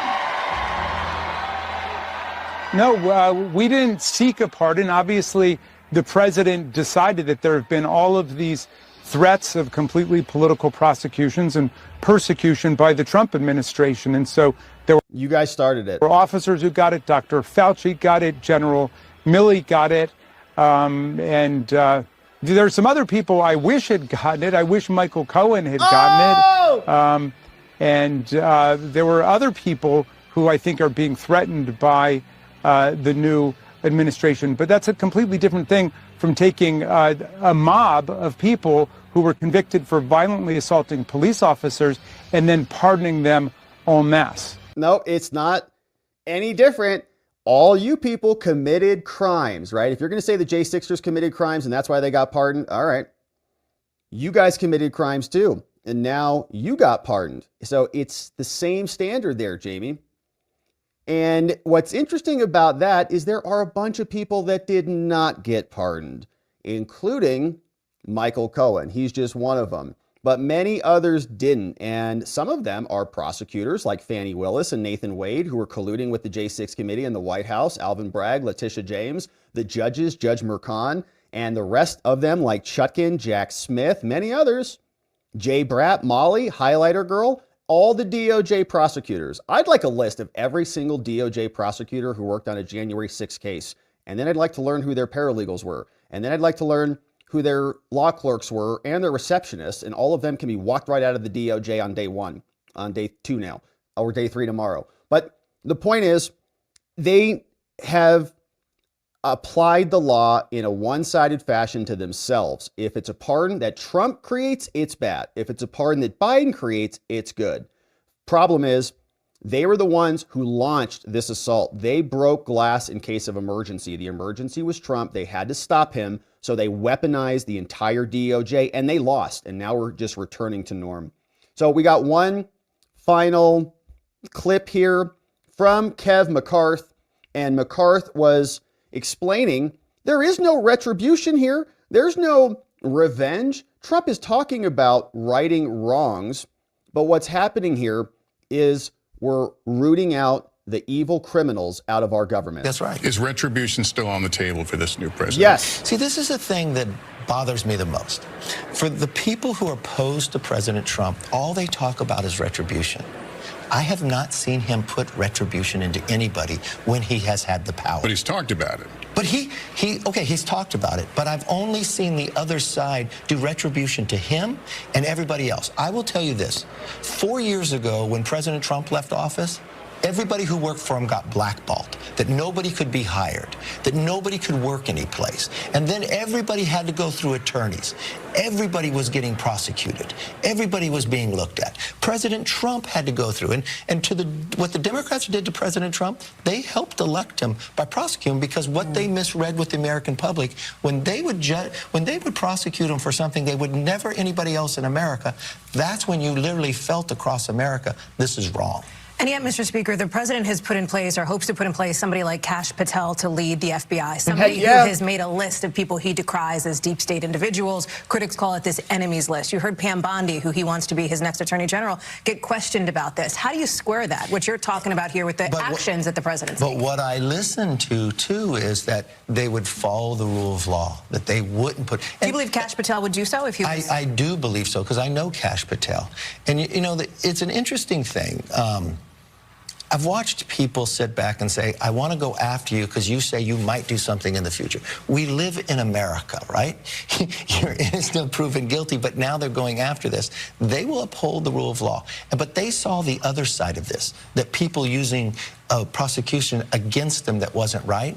I think they'll be more apt not to use it. I mean, we don't have time to get into all of it. I mean, we talk about upholding the rule of law. I mean, there was the prosecution, for example, in Florida for mishandling classified documents. It seemed to be as clear as day. I mean, pursuing a prosecution under those circumstances is not an abuse of the rule of law. It's a pursuant of a vindication of the rule of law. Okay, but this is all fair, too. Okay, that was on President Trump.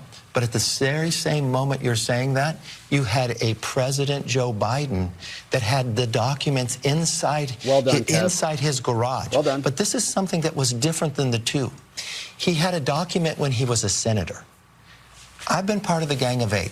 At no time, at no place, a House or senator could ever take a classified document. Done deal. But he had one. Yeah. Did he get prosecuted? Nope. No. What did they say? He's too old. But he's sitting as the president of the United States. So this is what we talk about, fair treatment. So when people on the other side of the aisle say, oh my God, President Trump may do something in the future, he hasn't. Give us the time and place. Let him govern. If he does something wrong, that's appropriate time to make an argument. But right now, I just watched a nation have an opportunity to heal.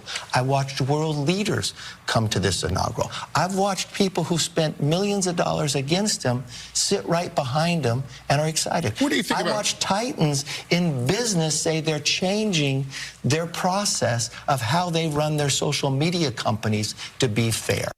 America's got a fever, baby, and the only solution and prescription is more MAGA. So as you can see, McCarthy doing a nice job. And who is this person on NBC saying it was a very clear, cut and dry prosecution in Florida? Hello, the whole case was dismissed because Jack Smith's an illegitimate prosecutor. He's not even a real boy. He cannot bring a case against the president because he was never lawfully appointed or confirmed by the Senate. So it was done and gone. And they can't even put that together over there. So the J6ers are now free at last, and we're very grateful for that. So shout out to all of our friends who have been put through the ringer by our own government. We're so grateful that we can close this big chapter and start the work on the next chapter, and we're going to be here for it. So shout out to our J6 friends. We're going to keep covering this, my friends. Hopefully you join us as we do. All right, and so let's continue on, because the president had some other big announcements. You're fired is what the president said on our first day. He said it's not over yet. My personnel office is actively in the process of identifying and removing over 1,000 presidential appointees from the previous admin who are not aligned with our vision to make America great again. Trump said, let this serve as official notice of dismissal for these 4 individuals, with many more coming soon. You are now fired, he says. Jose Andres from the President's Council on Sports, Fitness, and Nutrition, you're fired. Mark Milley from the National Infrastructure Advisory Council, you're fired. Brian Hook from the Wilson Center for Scholars, and Keisha Lance Bottoms from the President's Export Council, you're fired. Get out And that's your official notice. They didn't even get an email, all right? They just got a Truth Social post. So pack your bags, get the hell out. Now, Trump also signed several orders that look like this. It looked like you were having a good conversation with President Obama at President I was. And you'd like to know what everybody wants to know. And I wouldn't want to buy it, but we were having some crazy conversation. Why do you asking a question like that? You know, I don't think you want to know. You might not know. You might be insulted. It's an executive order relating to holding former government officials accountable for unlawful disclosure of sensitive information. Exactly right. So signing executive orders to hold government officials accountable for unlawful disclosure of sensitive information. And here is what that one looks like. From the president, holding deep state hack partisans, aka government officials, accountable for their election interference. And this, my friends, is the 51 laptop letter. By the authority invested in me as the president and by the Constitution of the laws of the United States, it is hereby ordered. And this one's a long one, so let's hit the highlights. They say, here's what happened here. Remember, in the closing weeks of the 2020 presidential campaign, at least 51 former intelligence officials, liars, coordinated with the Biden campaign to issue a letter discrediting reporting that Biden's son Hunter left his laptop at a repair store. Signatories of the letter falsely suggested the story was part of a Russian disinformation campaign.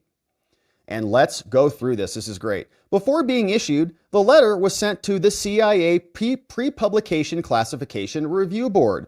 Remember when we say the CIA approved that, all the liberals say, well, they were private citizens. They can write whatever they want. No. Michael Morrell, the guy who organized that with Anthony Blinken, was a CIA contractor being paid by the CIA, also worked at CIA locations at their buildings, and then the entire letter was approved by the CIA Classification Pre-Publication Review Board. They reviewed this stuff. Senior CIA officials were made aware of the contents of the letter. Multiple of the signatories held clearances, and they maintained contractual relationships with the CIA. They were paid contractors from the CIA. Federal policymakers must be able to rely on this analysis. The signatories, though, willfully weaponize the gravitas of the intelligence community to manipulate the political process and undermine our democracy. This fabrication of the imprimatur of the intelligence community was to suppress information that was critical to we the people. And now, the faith of Americans in other patriotic intelligence professionals has been imperiled because they lied to us outright. And Anthony Blinken was on the other end of that from the Biden administration, and they made him the Secretary of State for pulling it off. National security is also damaged by the publication of this. Former National Security Advisor John Bolton, the Walrus Mustache, published a memoir for monetary gain after he was fired. The book was rife with sensitive information that he published. The memoir's reckless treatment of this information violated and impugned national security.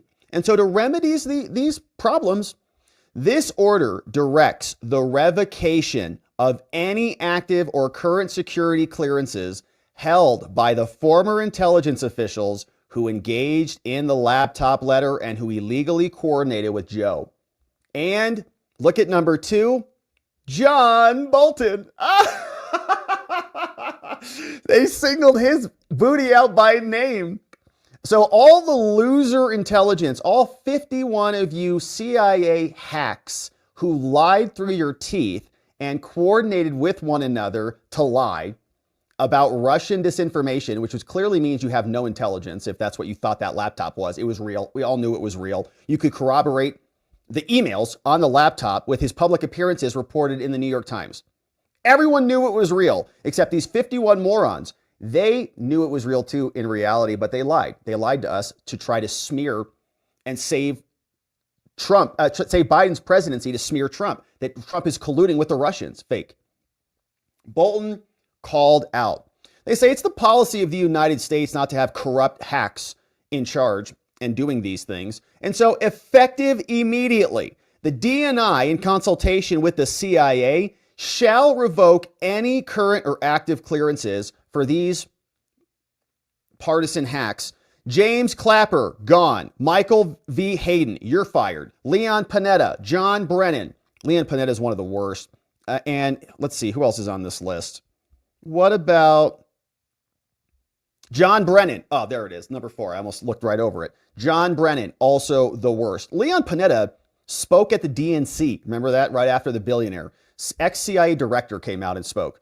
C. Thomas Finger. The rest of these people are too unimportant to even remember. Jeremy Bash, who used to be married to Dana Bash, ex-intelligence so-called.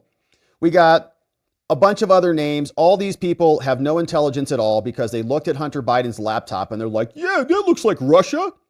So now they don't have security clearance anymore, including John Bolton. You're gone. 2 people are dead. Rest in peace to them. Thanks for being partisan hacks. Within 90 days of this order, the DNI, in consultation with the CIA, shall submit a report. I want to make sure that these are deleted. Close their email accounts and boot them off the server. Any additional inappropriate activity that occurred within the IC by anyone contracted or by anyone who held a security clearance is also included. We also want recommendations, and I want to know about any disciplinary action that occurred. All of this is done with my authority, and it doesn't create any benefits or rights. And so those 51 losers who literally created propaganda at the behest of the Biden administration so that Joe had a talking point for the debate, all lose their security clearance. Bye, good riddance. You should have never had it in the first place because you have no intelligence and you're corrupt. Now, the House Judiciary was very excited about this. They have kept an eye on this for a long time. We've been following their work. They said another win. And by the way, we deposed many of these people to get to the bottom of the hoax. And so they've got a bunch of their transcripts here. And one of those transcripts that we read was this one with Michael Morell, the guy who was colluding and admitted that he did it because he didn't like Trump. Why'd you do this? I don't like Trump. And he was working to stop him. Now, we also know that John Bolton, the walrus, this guy here, lost his security clearance, but he also is losing his Secret Service security detail. Oh no. Joe Biden gave it to him because of reasons. Within hours of taking office, Trump terminated the Secret Service detail for John Bolton, the guy who wants to blow up the whole planet and forces our government to do it or encourages our government to do it. Says, I'm disappointed, Bolton, but not surprised that Trump has made this decision. The Justice Department filed criminal charges against Iranians who were trying to take out Bolton, but Trump said, I don't care. At one of his first acts, he revoked his security clearance and nuked his Secret Service protection. So good luck to John when he's out there. Here's what John said. I'm disappointed, but not surprised that Trump has decided to terminate this. The American people can judge for themselves whether or which president made the right call, Trump or Biden. We'll see. I think Trump did. Thanks, John, for nothing. Now, Trump also was signing another executive order that's going to bring some reforms to the federal workforce. Here's a short bit of that. What are you signing now? It's an executive order relating to reforms to the federal workforce, including to the senior executive service. We're getting rid of all of the cancer. I call it cancer. The cancer caused by the Biden administration. By excise it. We have to remove the tumor. Get it out. It is a tumor. Get it out of there. So as you can see, what is so nice that we have happening now is someone's home. There's actually a person who's in the brain of the president. It's actually a functional being, which is great. We haven't had that in a long time. And you know what else is great? They're actually doing work, okay? This person was reporting, shout out to the chief nerd who shared this clip with us, is telling us that the White House actually has the lights on, which is a beautiful metaphor in many ways. So DOGE now is off the ground and started running with those 20 folks that are here on the complex. And we'll have to see what day 2 of the Trump administration has to offer. And I can tell you that the lights are on in the residence right now. They were on when I got here at 5:30. Back to you guys. Yeah, because they're working. Oh my gosh. There's actually work being done in the White House. What a beautiful day it is when we have our government working for the American people. Now, this is Trump signing the DOGE committee that is coming into fruition. We're excited to see where this goes. This is an order creating and implementing the Department of Governmental Efficiency, known as DOGE. Okay, that's a big one. Is Elon Musk going to get a West Wing office? No, He's getting an office for about 20 people that we're hiring to make sure that these get implemented. We have a problem in this country. You sign an executive order, it doesn't get done for 6 months. As an example, when we allow the J6 hostages to go out, it might not be approved under the old days for 2 weeks, 3 weeks, 6 months. You know, they had a good ruling from the Supreme Court, and it's like nothing happened. That ruling was 6 months ago. You know, yeah, the 1512C. And it was like they didn't have a ruling. They've been treated very unfair. The judges have been absolutely brutal. The prosecutors have been brutal. Nobody's ever treated people in this country like that. Nope. Mr. President, are you commuting the sentences of anyone who assaulted a police officer on January 6th? Yes. Well, we're looking at 2 police officers, actually, that Washington police officers who went after an illegal, and things happened, and they ended up putting them in jail. They got 5-year jail sentences. You know the case. And we're looking at that in order to give them we got to give them a break. All right, so that's Trump signing the DOGE order and talking about the J6ers who are now freed. And we're excited to see DOGE get into place and all of the other, as Trump called it, cancerous remnants of the Biden administration eliminated. All right, so that is happening. Now let's talk about the world stage, because we also have tariffs coming soon. The president signing executive orders to impose them on Canada, Mexico, and more. And Dictator Trudeau, who's up in Canada for a little bit longer, is saying, we're going to do everything we can. Everything's on the table. We'll see how he sounds in a minute. But here's the president signing these beautiful documents. We're thinking in terms of 25% on Mexico and Canada because they're allowing vast numbers of people. Canada's a very bad abuser also. Vast numbers of people to come in and fentanyl to come in. When do you think you would enact those? I think February 1st. Are you planning on giving notice of that? I think we'll do it February 1st. 25% on both, sir? Sir, on each. On each, yeah.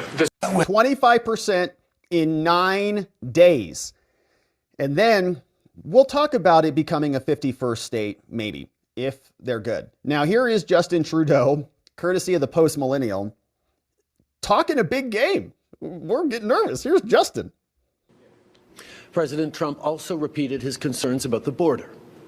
While less than 1% of fentanyl and illegal immigrants that enter the United States come from Canada, our government has already acted to address the concerns raised by the president about border security with an over $1 billion comprehensive border plan. We're already working collaboratively to keep our citizens safe on both sides of the border.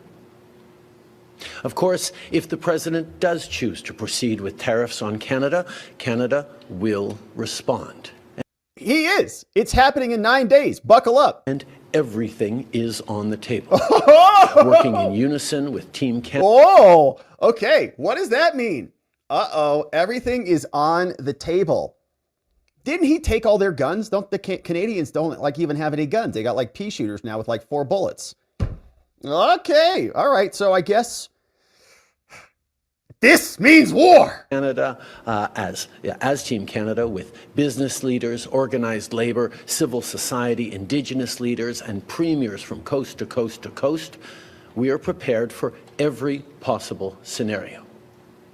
In fact, just last night, I spoke to Premier Ford in his capacity as chair of the Council of the Federation, and he reiterated his unwavering commitment on behalf of Canadian premiers to working all together. This is an important and challenging moment for Canada and for Canadians. And we know there will be many such moments. Through all of it, I want to be clear that we have Canadians' backs.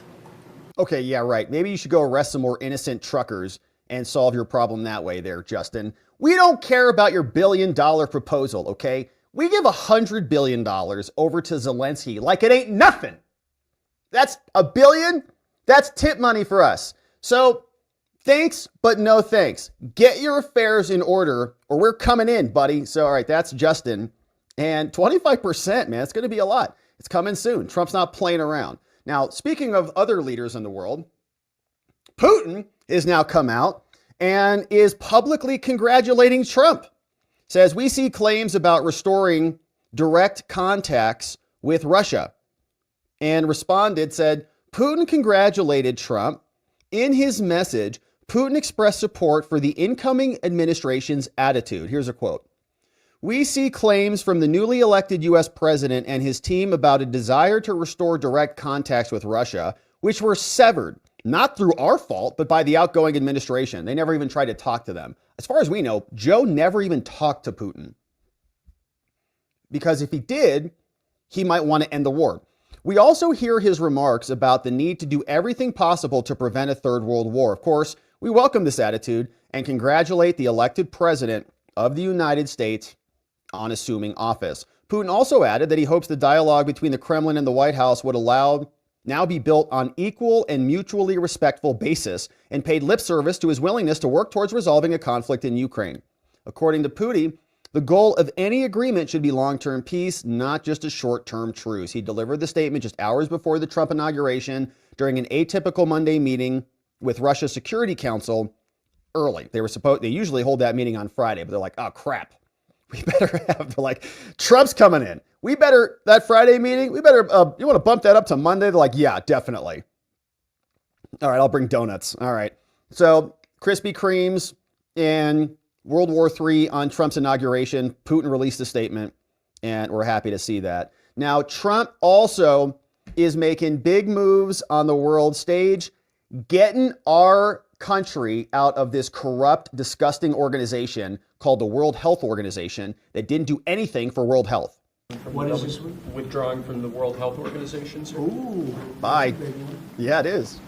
Ooh. So we paid $500 million to World Health when I was here, and I terminated it. China with 1.4 billion people. We have 350 to pay. Nobody knows what we have because so many people came in illegally, but let's say we have 325. They had 1.4 billion.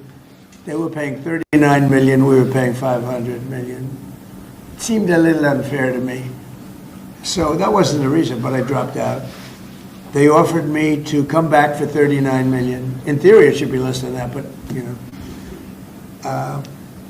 and when Biden came back, they came back for 500 million. He knew that you could have come back for 39 million. They wanted us back so badly, so we'll see what happens. Sign it. Mr. President, Pretty sad to think of it. China pays 39 million and we pay 500 million. Wild. And China's they run it. A bigger country. Yeah. Mr. President, you spoke about inflation today in your remarks. What actions are you taking today that will have a direct impact for Americans on their everyday costs to bring the cost down? The biggest thing and factor for inflation is energy. They screwed up my energy policy, and then they went back to it. They hurt it really badly, and then they went back to it, and they started drilling more, but by that time it was too late. Many of these things that we're signing and that Doug Burgum is going to be signing, and Chris Wright, who's phenomenal at, Energy, Department of Energy, we're going to be taking we're going to make a lot of money from energy. We have more than anybody else. We're going to make a lot of money from energy. We're going to make a lot of money from tariffs.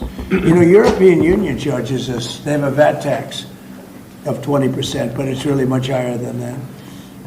And that's the equivalent, almost the equivalent of a tariff. And they're tough. They're very tough. They don't take our cars. They don't take our farm product. They don't take almost anything. And yet we take their cars and we take their farm product. We take a lot from them. So, we have like a $300 billion deficit with the European Union. So not for long. We'll straighten that out with either tariffs or they have to buy our oil. The one thing they can do, oil and gas, the one thing they can do to catch up quickly, buy our oil and gas. Will you travel? And they should do that. Will you travel to China this year? Yeah, it could be. I've had the invite. President Xi invited I would you do, to yeah. come this year? Talking about the European Union and the tariffs, what do you mean when you say that the European Union conflict is part of BRICS? That a what? BRICS. It's said Oh, BRICS. BRICS. No, I was talking about BRICS. BRICS is 6 nations. I think it's 7 nations. And they were looking to do a number in the United States. And if they do that, they won't be happy about what's going to happen to them. Are you still considering a universal tariff, Mr. President, on all countries? I may, yeah, but we're not ready for that yet. Amazing. They better do it or they're not going to be happy. And there might be a universal tariff on everybody. If you want access to the American platform, you got to pay a fee. All right. If you're going to bill us when we come into your country, you're getting billed when you come into our country.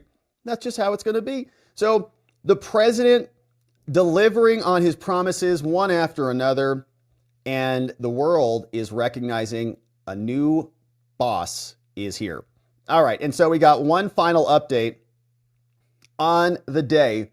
The border is now closed. President Trump signs a proclamation, and you can see it happened quickly. We've already got reaction from people at ports of entry and news agencies saying, it's locked down, man. It happened quick. All you needed to do was just sign some documents and you can solve this problem. Here's how Trump kicked things off. So this is a proclamation declaring a national emergency at the southern border of the United States? That's a big one. A lot of big ones, huh? We got a lot of work. Means, huh? President Trump, did President Biden leave you a letter? He may have. Right. Did he just find it right there? That's amazing. Team Trump posted that on Truth. And here's another document order that he signed. This is an executive order taking a large number of executive actions to secure our southern border. Okay. Sounds reasonable. President Trump, we remember 4 years ago, Barack Obama had told you that the top threat to the country was going to be North Korea. Did Joe Biden tell you what he thinks the top threat to the country is? No, right now? no. Why not? I think we have a lot of them. Right now, I think we have a lot. I think North Korea turned out to be good. I was very friendly with him. He liked me. I liked him. We got along very well. They thought that was a tremendous threat. Now, he is a nuclear power. But we got along. I think you'll be happy to see him coming back. All right, we are securing our border. You can see the president signed several things right there. And KFOX 14 News, they posted this. They said, wow, the port of entry, even before Trump signed these documents, they say the port of entry in downtown El Paso, right in Texas on the border, was temporarily closed Monday morning, moments before Trump was sworn in. Trump announced he's declaring a national emergency, reinstating remain in Mexico, and ending catch and release. And listen to what this sounded like on the border. Look how quickly this can happen. Beyond this point will result in the arrest, prosecution, and possible application of force. Advertencia. Esta es una área restringida federal, fuera de los límites del personal no autorizado. La entrada o el movimiento no autorizado más allá de este punto dará lugar a la detención, al procesamiento y la aplicación posible de la fuerza. Personnel. Unauthorized entry or movement beyond this point will result in the arrest. Border is now closed. Our country cannot accept everybody from around the world and be the humanitarian nation of the planet. And we're now seeing those changes happen. Allie Bradley posted this as well. She said, this is an exclusive. She's over at News Nation, covers the southern border. And you can give her a follow at Allie Bradley TV on X. She said, exclusive. New direction for the Border Patrol under Trump goes out to agents, went out last night. Here are some of the changes that happened. Halting the use of NTAs, notices to appear, right? You give somebody a piece of paper that says, you've got court in 3 months or 6 months. Come on back, to some illegal alien who's never coming back. So they're not going to give people their NTAs, like a little, return slip, while reverting to the previous pursuit and the use of force policy. So here's how it works. No alien will be released from custody on an NTA or OR. So a notice to appear or on your own recognizance, right? These are release conditions to bring you back. or otherwise, without approval from a deputy chief. Exceptions might be given for medical reasons, like we can't keep you because you're like dying here. We can't handle that, so go. We will no longer refer to aliens as migrants either, okay? We're not calling them migrants or non-citizens, etc. The legal term is now alien, and as law enforcement, we will use that term. The CBP-1 app, which was like the DoorDash delivery for illegal aliens, Biden's like, oh, we'll take 50 from Cuba or from Ecuador. Great, come on in. Has been disabled. Scheduled appointments have been canceled, and no further appointments will be granted. We will take border security first as our first approach. Threats should be prioritized based on risk and addressed in order of priority. And in the coming days, the use of force and pursuit policies will revert back to versions in place during the previous Trump administration. Discussions already occurring on training requirements for agents that were hired and trained based on the prior trainings. You're all getting retrained. The border barrier will be prioritized. We anticipate new investments and incomplete projects restarted, hopefully including those big buoys and those barriers in the Rio Grande. Mike Banks, former Border Patrol agent and Texas border czar, has assumed the position of the chief of the U.S. Border Patrol, and Tom Homan is not playing around. They're already rounding up people and booting them out of here. Now, what's interesting about this is people like this person, Arelis R. Hernandez, are posting these things. Apparently, she's a journalist for the Washington Post. She's a periodista, okay, for the Washington Post. She's a reporter, correspondent. She says migrants in Ciudad Juarez in Juarez, Mexico, on the other side of the border, who were waiting for their 1 p.m. parole appointments. They were waiting here. They learned 20 minutes ago. The app is shut down and those appointments are no longer valid, all right? And so now they're showing us these videos. And I don't like to see people in pain. I don't like to see people hurt and crying and all of this crap. But I also don't like performative garbage, okay, from illegal aliens who should not be in our country in the first place.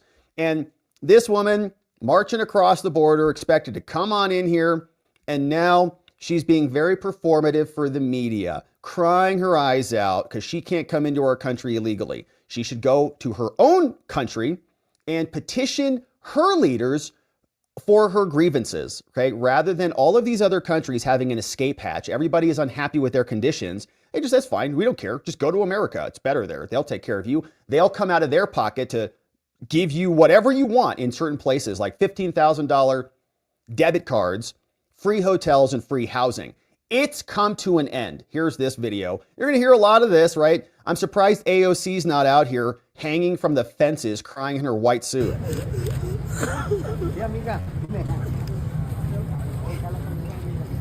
Here you go. You got to pick your head up for the camera. Yeah, pick it up.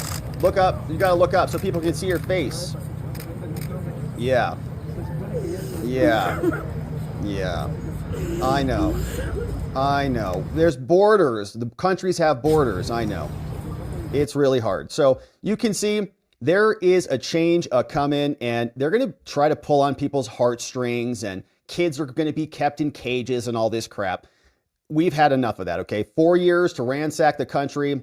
The doors are now closed. And Tom Homan's not playing around either. He was out hitting the media over the weekend, and here's what he said. Based on your initial schedule, that today roundups of criminal illegal aliens in the process of deporting them would begin. That seems to have been put on hold for a little while. When can we expect that to happen? Where will it begin? No, it started. It has started. ICE teams are out there as of today. We gave them the direction to prioritize public safety threats that we're looking for. So we've been working up the target list. There was some discussion about Chicago because the specific operational plan was released. So we had to look at and reevaluate, does this raise officer safety concerns? And it does. But we've addressed that, and teams are out there effective today.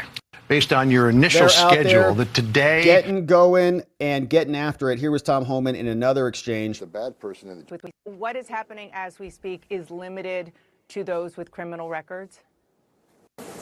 That's the target of this operation, but like I said many times, in places like sanctuary cities where we can't arrest the bad person in the jail, we would like to have access to the jail to arrest a criminal alien in the safety and security of a county jail, which is safer for the community, safer for the officers, and safer for the alien. But when you release a public safety threat out of a sanctuary jail and won't give us access to them, that means we got to go to the neighborhood and find them. and we will find him. But when we find him, he may be with others.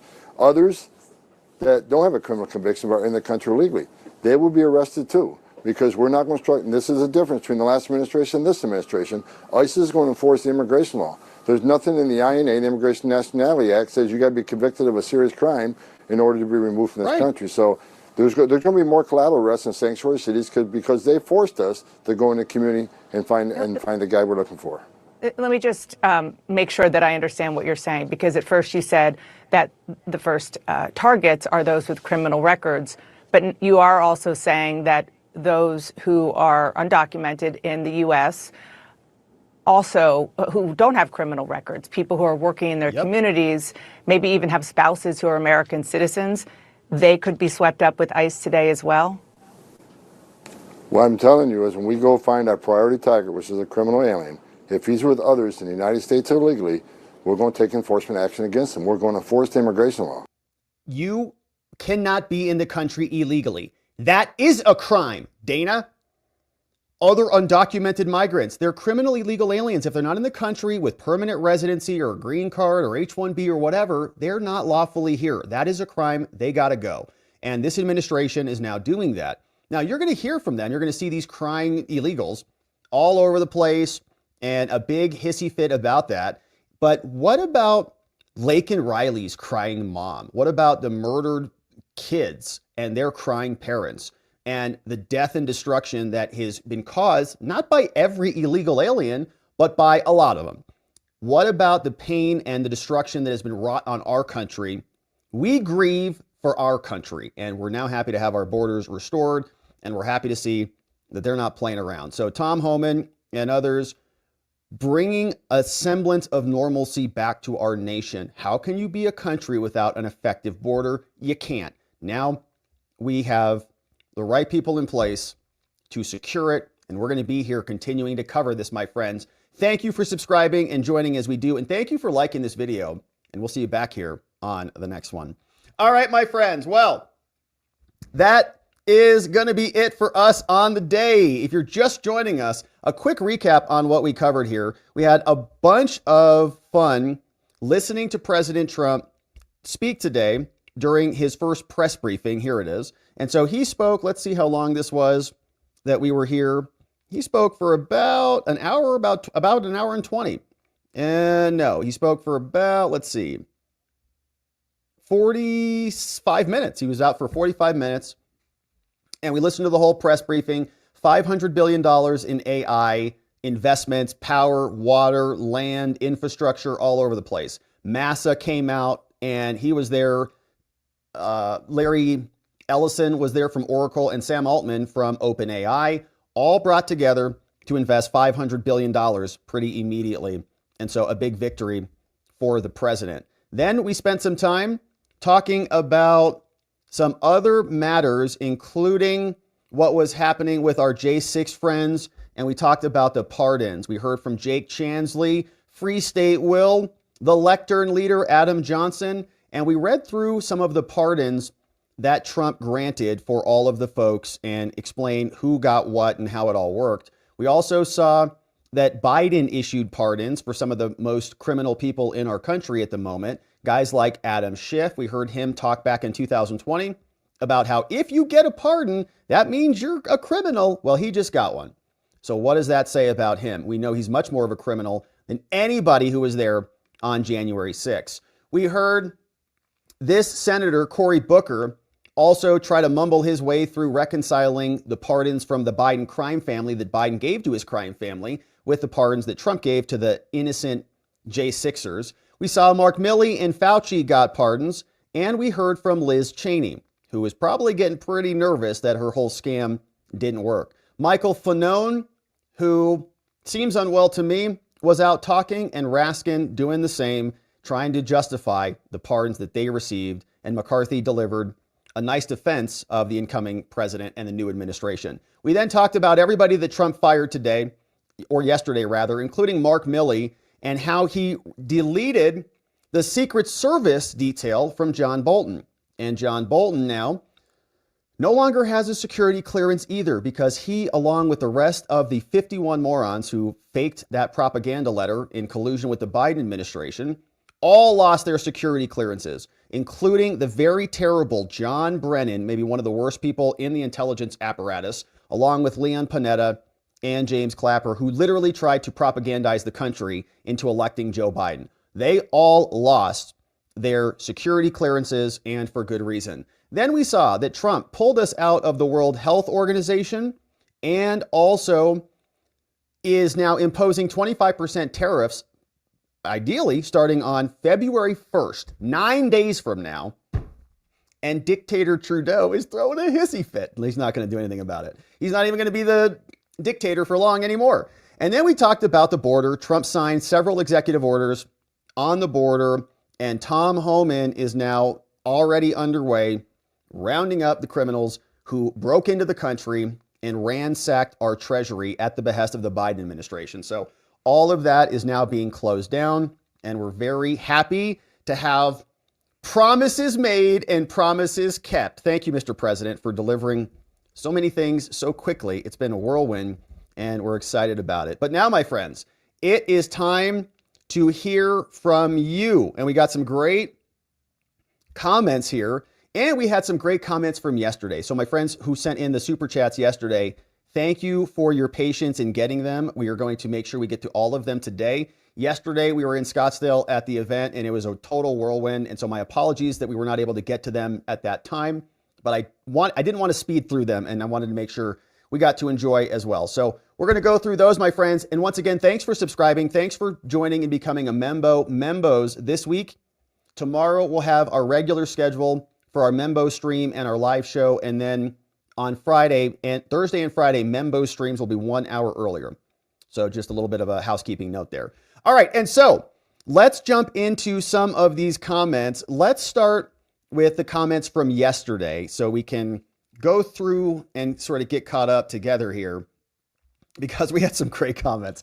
All right, so here's how it started. Donut was there. Donut was in our digital pass as well, clipping for us and being all around amazing. We got the best mods ever. Yesterday, on Inauguration Day, Aaron Stevens became a new supporter. Great to have you, Aaron. Thank you for becoming a membo. Voice of the People says, okay, America, time to get to work. If anyone from this administration starts to slack off, make some noise and hold them to their roles.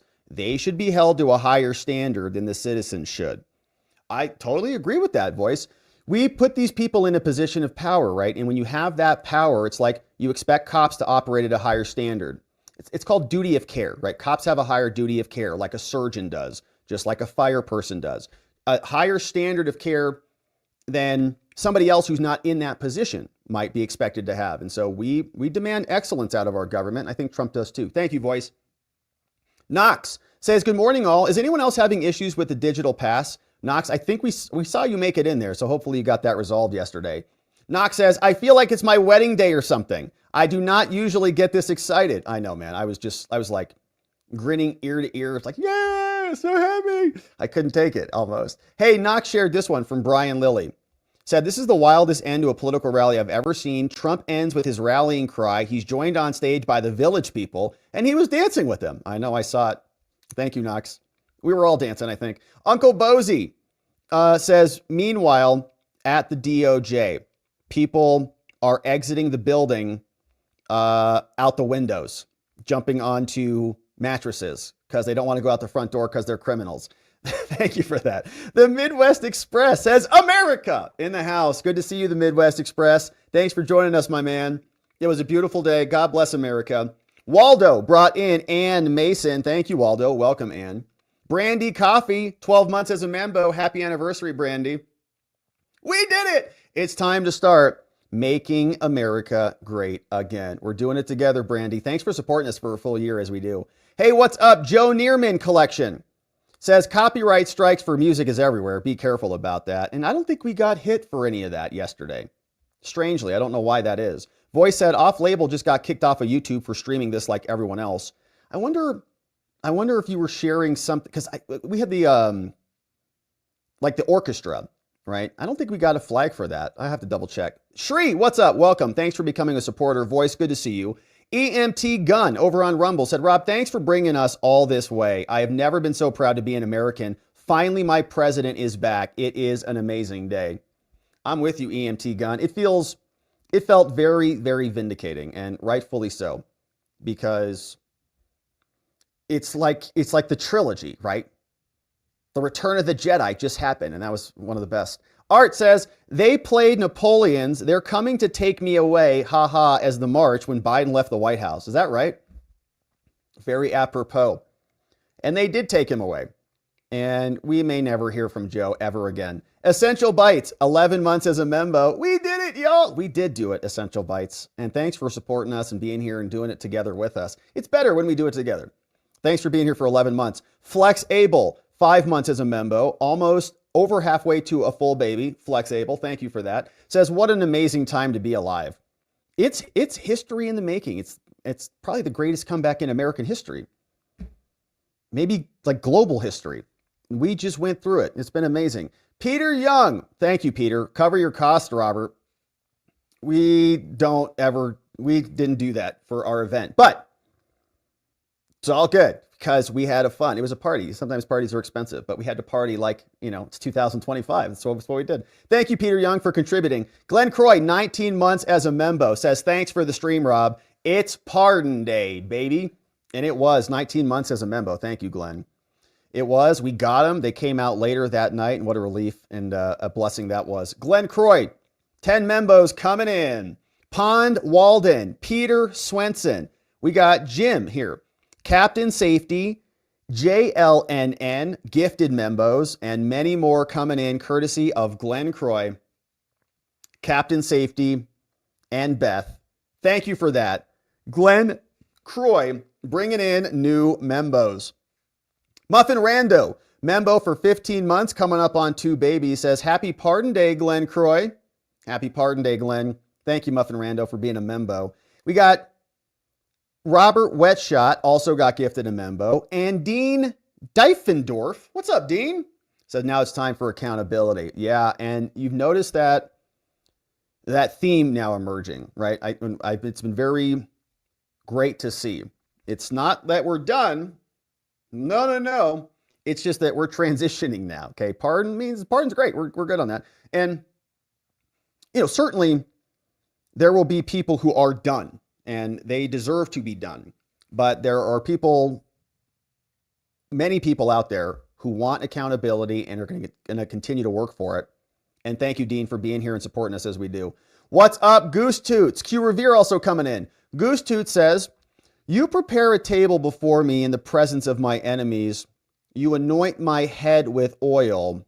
My cup overflows. Psalms 23:5, courtesy of Goose Toots. Van Song says, Canadian for Trump, my president? Yeah, not officially yet, but give it a couple months. We'll see if Canada becomes number 51. Don Goff, what's up? 11 months as a membo, almost 1 full year anniversary. Thank you, Don, for being here so long. Says, welcome back, Mr. President. Now get to work. And he did, man. He's going to need an ice bucket for his hand. Lil Mandy says, happy inauguration day. It's morning in America. And we felt it. You could feel the good vibes. The whole country's vibing right now. Even the Elon Nazi people are like, they're like scraping the bottom of the barrel. Elon's a Nazi. Like, are you serious right now? They can't even pull it together. Hey, Ross Specht in the house. Thank you, Ross Specht. Thank you for the dono, brother. Thanks for supporting our work. We appreciate you being here. Maynard, 18 months as a membo. That's 2 full babies. Says Biden's pardon. He pardoned his family, Jim and Valerie. I know. No, but they didn't do anything wrong. They were totally innocent. All those checks that Jim Biden was signing and passing off to Hunter, and then Joe cashed some of those, all above board. Totally legit. Scraith is here. What's up, Scraith? Says Biden family pardon was just released. Sick family. Also innocent. SD Gold Star Mom, happy anniversary. That's 12 full months, 1 year. Says LFG, baby, it's Liberation Day. Woohoo! Hello, friends. Good to see you, SD Gold Star Mom. Thanks for being here for a full year. It's been a heck of a year, and we're just getting started. John Jurgen says, we, the people, have chosen Donald. We certainly have, and we're glad to have him. Thank you, John, for being a part of the choosing. Revco says, God bless President Trump. God bless and long live the Republic. Yeah, a lot more likelihood that happens now that we're not dumping all over our free speech and our Second Amendment and our due process and our borders and our treasury. Much better chances now. Bravo 6, what's up? Says, a new era is upon us all. One of peace, prosperity, and truth. God bless 47. And you too, Bravo 6. Thanks for being here, man, and being part of the movement. Alyssa Carroll. Thank you, Alyssa, for becoming a supporter. We'll see you tomorrow morning on the members only stream. Art said, okay, the ceremony's over. Sign. Get those executive orders now. He did, man. You can kind of see Trump. He had a bunch of the balls and stuff last night, but he's kind of like, yeah, are we about done with this yet? All this pomp and circumstance. Let me just sign some documents. Brian Bishop says, margaritas for everyone. You salt the rim with liberal tears. And there's an endless supply of liberal tear salt. Absolutely true. Margaritas for everybody. Was anybody having margaritas yesterday? That sounds fun. Art Pollard says, congratulations. Trump couldn't have done it without us. I think without all of us, Art Pollard. I think that's right. I mean, I think the thing about Trump, right, there's a symbiotic relationship there. He's not like, the reason Trump has power is because he's got however many the number was, 78 million Americans, right, who voted for him at his back. So many people, I don't think, could have survived for criminal prosecutions, civil prosecutions, multiple assassination attempts. I think you just buckle under the pressure. Most people do, and they probably do. That's why we have such useless, feckless politicians, is because they get attacked in the same way, not to the same degree, obviously, but it takes a lot less. We're going to investigate you for tax filings. Whatever you want, China, war, Ukraine, because they just buckle. But Trump didn't do it. Not only does he have, I think, the moral fabric and the personal capability to weather it, but he also had the strength of all of us, which made it possible. Thank you, Art. Chief Vince says it's like Christmas all over again. What a day. I know. I woke up today what timeline is this? What country is this? This is incredible. Sergeant GPS says, we are so back, baby. It feels good. Scott J's here says, God bless the 47th, and thank you, Rob, for hosting this. Thank you, Scott J. Thanks for being here, and thanks for spending the Inog with us. K-Bean, 35 months as a membo, K-Bean. Oh my gosh, that's almost 3 years. Anniversary. We did it. Thank you, Rob. Thank you, K-Bean. K-Bean, we love you. K-Bean is such a huge help, modding the fort down for us and being an amazing supporter over all these years. We love K-Bean. And I know you do too. Thank you, K-Bean. 35 months. Ross Specht is here with another one. Ross Specht. Thank you, Ross Specht, for sending that one in. Rub some dirt on it. Says, what's the over-under for the speech length? We didn't set one, I know. I think we probably would have set it at 16 minutes is I think what we were thinking. So I think it would have definitely been the over for sure. But we looked this up on our locals on one morning. And most of the Inog speeches were actually pretty short. I thought they were going to be longer than they were, but they were all pretty short. Acid Burn. Rob, God bless us all. You're right about that, Acid Burn. Make America great again. Thank you, Acid Burn. You're right. I'm Serious became a supporter, like the star, not like an emotive state. D.W. Walters in the house says, that's my president. Good to see you, D. Walters, in the house on locals. Jonathan H. says, Trump says all of this while Biden and Harris are forced to sit and watch. I love it. Let's effing go. Right to their faces, too. Right to their faces, right in the room. You're going to sit there and listen to every word I have to say. Brian Bishop says, it's time for Trump's executive action pen to go brrr, like Jerome Powell when he prints money. Same thing. It did. It did. He was burning through Sharpies. I Am Divine Creation says, Trump said he will sign the EOs tomorrow from I Am Divine Creation. And I think he got a lot of them done, I think that night. Glocky says, active duty can say what they want about Biden now. So now it's official. Biden's no longer POTUS. I can say what I want. Never has a presidency, this comes from Angry Cops on X. Never has a presidency so directly impacted my life in such a negative fashion. Trash leadership spawned a domino effect of poor decision-making. Idiotic politicians emboldened to make their own horrific policies like Kathy Hochul after seeing their party's leader boldly swindle the American people. Good riddance, you pathetic puppet. A worm of a man, courtesy of Angry Cops. Good estimation there. Hey, Alyssa Carroll. Says, not actually a new member, but had to resubscribe. Thank you, Alyssa, for coming back in and joining us. Great to be back on. Thanks for all you do, Rob. I watch you all the time. Alyssa, thank you for that. Thank you for watching, and thank you for being a member and supporting us. We'll see you on the member streams in the morning, and we're going to have a lot to talk about because there's a lot happening. Thank you, Alyssa. Thanks for coming back. Hey, REVOKES is here. Says, today is the birth of a new day and a new start and renewed hope. God bless us all. Make America moral again. Looks like a Jesus figure in front of the American flag. I like it. Hey, Voice of the People says, with the pardon for Joe's siblings from January 1, 2014, it proves beyond a shadow of a doubt the Ukraine scandal is real. Treason was just pardoned. I think you're right about that, Voice. Fauci, too. Why does Fauci's pardon go all the way back to 2014? Is that when they started the biolabs there in Ukraine? That what's-her-face answered when Rubio was asking her about it?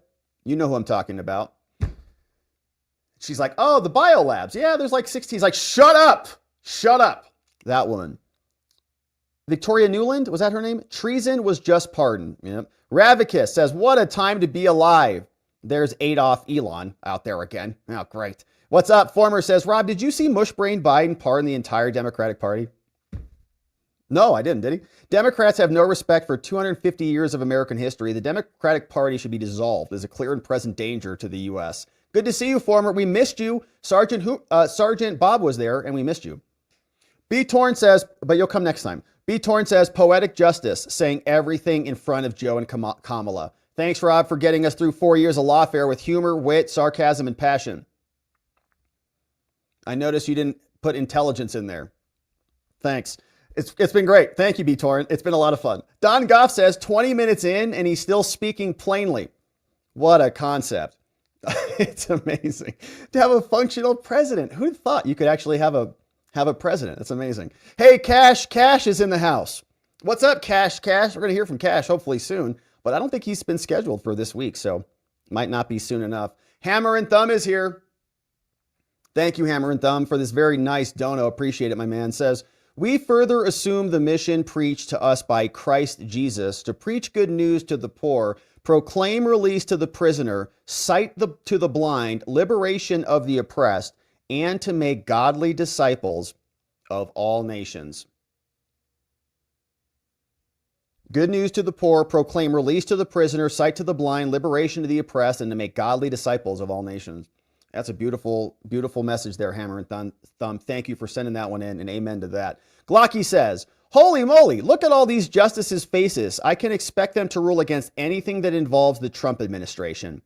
Oh, man, Sotomayor, she looks so mad. Oh, man. Yeah, hopefully she doesn't need to retire anytime soon, you know. Golden Gaming, what's up? Welcome to supporter level Golden Gaming. We'll see you tomorrow on the members only stream. Roger Hunter says, glory, glory, the yoke has been lifted. Glory, glory, the yoke has been lifted. We are unbidened by what has been and unburdened indeed. Thank you, Roger, for the nice dono. Honey Badger, 4 months as a member, says, move or delete the trans day of visibility off of Easter. Yeah, and I think it rotates around, right? Like it rotates around. There's sometimes it's not exactly on Easter, and other days it is. That would be good. Yeah, get rid of it. Art Pollard, what's up, Art? I feel unburdened by what has been. You and me both, brother. The whole country is a little less burdened today. A lot less burdened. 1917 Beamer says Biden just pardoned the rest of his family because he's corrupt. Travel Agent Amy says, I'm so excited. I just knew my business was done if the election turned out differently. From Travel Agent Amy. Yeah, I know what you're talking about, Travel Agent Amy. It was a dramatic change. So when I was running my law firm, we founded our firm, my business partner and I, Ryan, shout out, we founded our firm in 2014. We saw how things were in 2016, and then we saw how things changed in 2021, and it's night and day. So if you're not a small business person, you may not have experienced that, but if you are a small business person, it was like night and day. It was like switches happened. It was crazy. And I'm very grateful that we're going to now enter the golden age. Biden is here. Oh my gosh, with a nice dono. Biden, thank you. And look at Biden's profile photo, just sniffing somebody.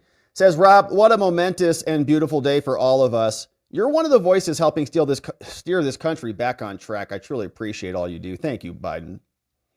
I started listening during the Kyle Rittenhouse case, and over the past 4 years, your insights have completely changed how I see the political and judicial landscape. I've been able to share what I've learned with others, helping them to see the truth more clearly. Thank you for everything you do. It really makes a difference. Man, Biden, thank you for that comment.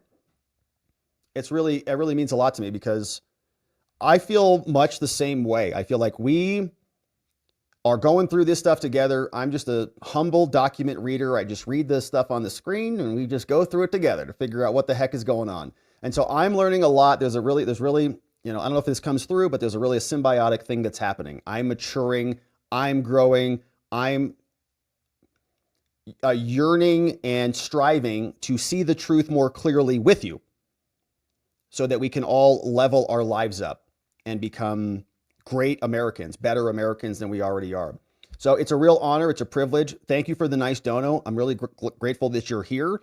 It's going to be amazing to be a part of the solution, to be builders, to be, people who achieve things and level up our country. It's going to be amazing, Biden. Looking forward to it. Thanks for being a member on our locals, and thanks for that comment. Ray Ronk, I am so happy I stood up and saluted during the national anthem with so much pride today. Thanks to the Watcher family for helping us through some dark times. Love y'all. Ray, man, I love you back, brother. Thank you for saying that. I am with you, dude. I'm with you, man. It's like we did go through some dark times together. It was a dark 4 years. Sheesh. We made it, though. We made it, Ray. And I'm glad that you were feeling the energy. I was, too. Hey, RP Game says, right there with you, brother Ray. I know, man. It was so great yesterday. Just everywhere. Goose Toots is bringing in more membos. Fun loving. Tammy English. We got Question Everything. Nonners is here. And D-Rock in the house. Courtesy of Goose Toots. Goose Toots.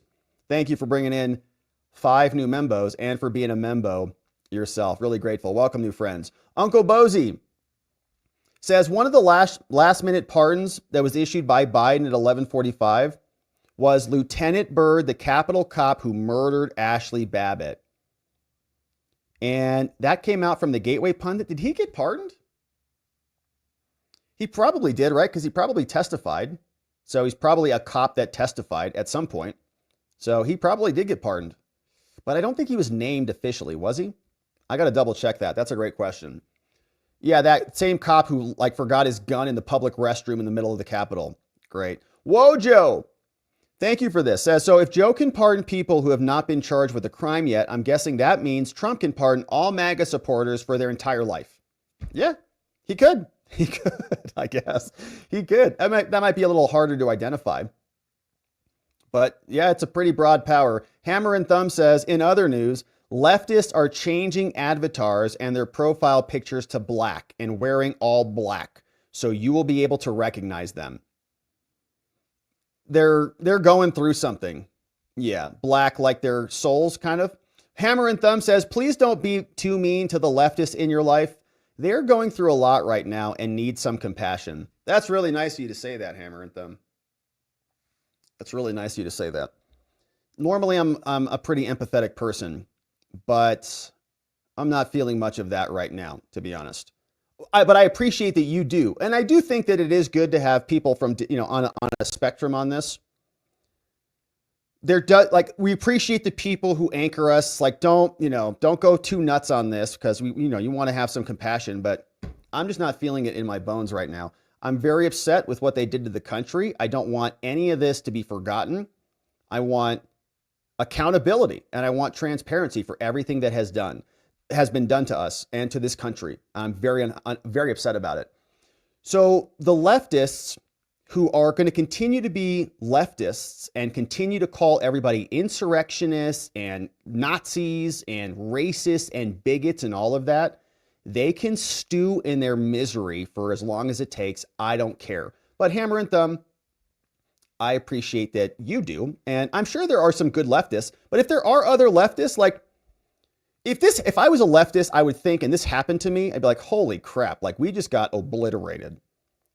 I think guys like Cenk and others who are, making shifts and adjustments, You can say, okay, you're learning something, maybe a little bit, but otherwise, no. These people try to mandate we do certain things to our bodies. They tried to close our businesses. They did close our businesses. They locked us in our homes. They ransacked the country. They did, I could go on and on and on. I won't, but I could. And because you've been here through it all. So until the correction has been made, until there's a mea culpa, until they come back and say sorry for that, no peace. Albert Chrisman says Biden just pardoned his family. I know, because he's scum. What's up, REVOKES says, here is the best narrated version of the Star-Spangled Banner. It tells the whole story as written. Yeah, and Jake Chansley was here, and we were starting to get into this, but it was so overwhelming at our event that we couldn't really have a good conversation about it, but that looks awesome. And so REVOKES, thank you for sending that one in yesterday as well. Now, today, we got some great donos that came in. REVOKES said Zuckerberg was busted looking at Bezos's fiance's Bezos, her set of Bezoses. And there was some fun stuff there. Zuckerberg busted, caught looking at him. They were poking out. How could you not look? Steve, what's up? I mean, and by the way, shout out to Zuckerberg for being a dude. It's like you're sitting right next to those. They were hanging out. What are you supposed to do? I mean, honestly, Jeff, what's going on here, dude? Hey, Steve, what's up? Thank you, Steve, for becoming a supporter. Really glad to have you. We'll see you tomorrow on the morning stream. It's going to be great. William Linz is here. 12 months as a membo. Happy anniversary, William Linz. Says, thanks to all those who gift membos. And you can have multiple, you can string together multiple months of free membership by just being here live in the chat. And look at that emoji, courtesy of Just Rhonda. Beautiful. Sev Russ is in the house. What's up, Sev Russ? Good to see you, brother. 10 months as a membo, says baby +1. Born to see the Trump inauguration. Just on time. Right on time, Sev Russ. He's like, I'm not going to miss this thing. Let me out. Good to see you, Sev Russ. We got a full baby and we got a Trump and Enog baby. I love it. Jennifer O'Connell became a supporter. Jennifer, we'll see you tomorrow on the members stream. Great to have you. Welcome. Mud Valve, 12 months. Happy anniversary to you, Mud Valve. Look at that profile pic with Trump. Amazing. Waking up in a free country. Nothing feels so good. It's even better than Folgers in your cup. Jason Lane says, so are the Biden crime pardons bulletproof? Pretty much. Is there any legal way to hold them accountable for the billions they stole? Probably not. Probably not. Is the short answer on that. But the pardons were broad and expansive. They went multiple years. So can you prosecute them for facts and circumstances, or for crimes that emanate from those set of facts and circumstances? Probably not. Now, I'm for trying, by the way. Okay, we can test this. Let's try it. Let's see. Because there's, I think, multiple ways on this. Some people will say that the federal pardon via the supremacy clause insulates against state charges, but I don't know. Does it? Why don't we prosecute them at a state level crime, and see? And then what I like about this strategy is if they come back and the court finds that, yes, you are in fact immune from this new charge at the state level, then we'll say, great.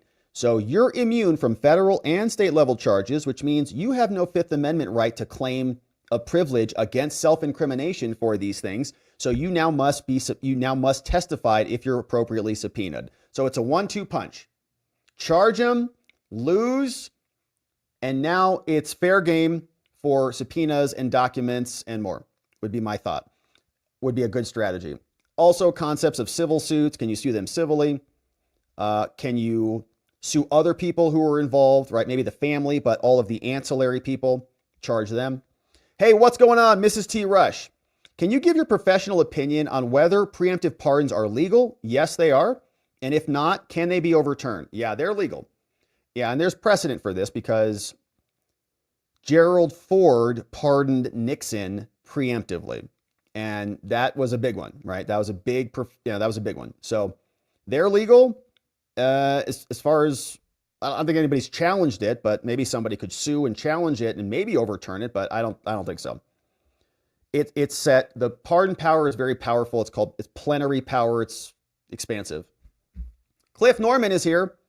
Says, can someone direct me to the articles where all these people are Nazis? where Hillary's a Nazi and Obama's a Nazi and Elizabeth Warren's a Nazi and Kamala Harris is a Nazi? No, because they're not. Neither is Elon. Elon said the legacy media is pure propaganda. You are the media now. Thank you, Cliff Norman, for sharing that one. This one also, yeah, from there it is. Look at all those Nazis there. Elena says, incredible show yesterday. So excited to be a part of your awesome channel. Thank you, Elena, AKA Neely. Hats off. Thank you for that. I mean, yesterday we were just hanging. It's the president's show. We were just riding along, hanging on, just trying to be a part of it. But we're really glad that we got to spend it with you, Elena. Thank you for joining us. WV Sniper, 5 months as a member, over halfway to a baby, says he sounds like he follows many of these groups. From WV Sniper. And I don't know who you were referencing there, Trump or somebody, but Trump knows a lot. Trump is very well versed, and he doesn't get a lot of credit for that. Thami H says racism is in such short supply and all that. Well, not according to the left.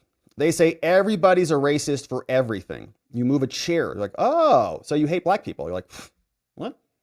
There's no one here.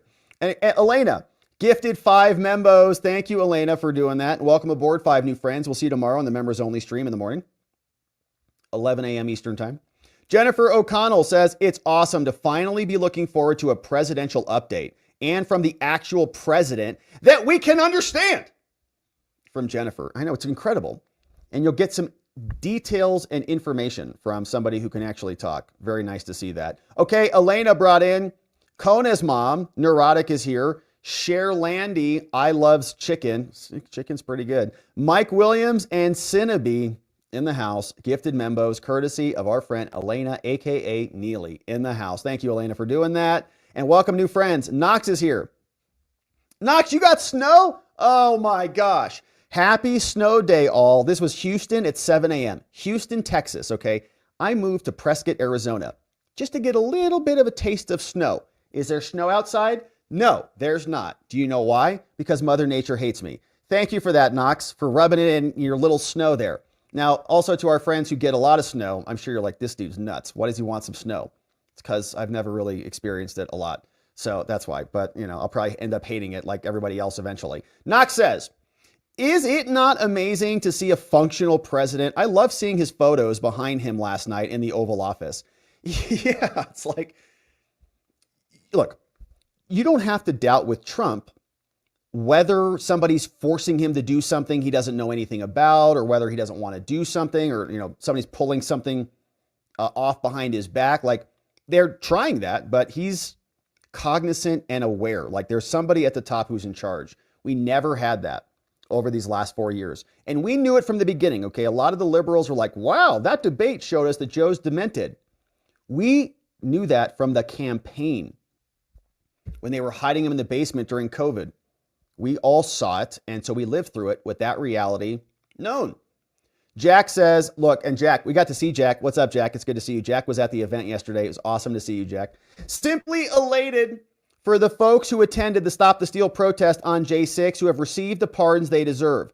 I agree that maybe it's time to speak freely about and share pictures of that day without any more fear of persecution and federal prosecution. Yeah, and no doubt there are people who were there on that day who have not been rounded up yet, right? The FBI was literally rounding up and charging people days before Trump took office. I followed the FBI field office, Washington. You can go back in their timeline. You can see more arrests were made days before Trump took office. So they didn't capture everybody. And there's a lot of information, I'm sure, that's bundled up out there that people were reticent to share. Then now, no more concern about that. So hopefully we can bundle that up and get to the truth. Hey, Michael Stetson, first super chat on a live stream. First time's the hardest, gets less weird from there. The motto of the Biden admin, non compos mentis. That sounds like it's either Latin or like a Harry Potter thing. Non compos mentis, probably like your brain is incompetent, something. Thank you, Michael, for that one. This one came in from one old guy's opinion. Says, here comes the purge of humans, like a bad sci-fi movie. Oh, talking about the AI stuff. Have you guys tried the RobBot? Go to askrobg.com and you can talk to my AI. Do a video call with it. It's fun. Check it out, askrobg.com. Go to King Ginger. Says, cancer vaccine is how I Am Legend started. I know. And Will Smith was alone with his real good boy. And then his real good boy got bitten. I'm going to start crying. One old guy says, cancer vax. Now we need Will Smith. I Am Legend. I know, it's not good. It's not good. That's right. She said, we cured everybody. And then everybody turned into a zombie. Another one from Jennifer O'Connell says, I Am Legend meets Terminator. Hilarious. I Am Legend meets Terminator. It's right. That's not good. Although we could reprogram the Terminators to fight the zombies. Jason Lane says, listen, okay, look, you jab against illnesses. You don't have to prevent them. He was talking about a cancer cure addressing a cancer that you do have. And so vaccine is really the wrong term here. Yeah, that sounds right to me, Jason. So it's not like he was talking about it like a therapeutic, right? Like somebody's got cancer, they identify the cancer, then they create a vaccine that's one-to-one for that person. Not like we'd all get jabbed as a preventative, right? Which is what they tried to do back during COVID. Everybody has to get it, whether you had COVID before or not. Like you got natural immunity, you're still mandated. That is not exactly what they were talking about in terms of application from what I heard. And I would agree, it sounds more like a therapeutic that's created not to prevent you from getting the cancer, but from addressing the cancer once it's in your body. And I'll bet, look, like as much as we have hesitation towards towards any jabs based on what they did, if you've got, stage 4 cancer and they're like, we think we can solve this with this little technique, I'm sure I'd be open to that if I'm in that position because it might cure you. One old guy's opinion says, don't mess with God's genetic programming. It never goes well. Yeah.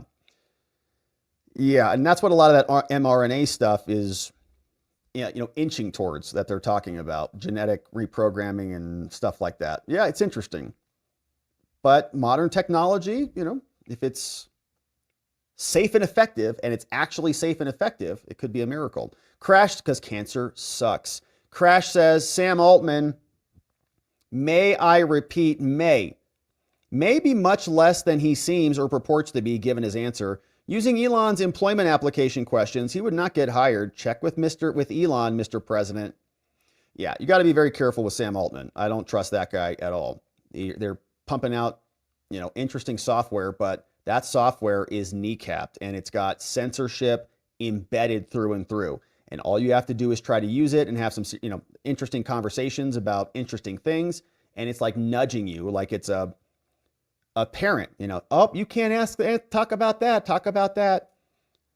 You ask it any questions. It's actually, it's political propaganda in many ways. So just be cautious, but it can be useful in other applications. Elena says it's snowing in NOLA in New Orleans. Oh my gosh.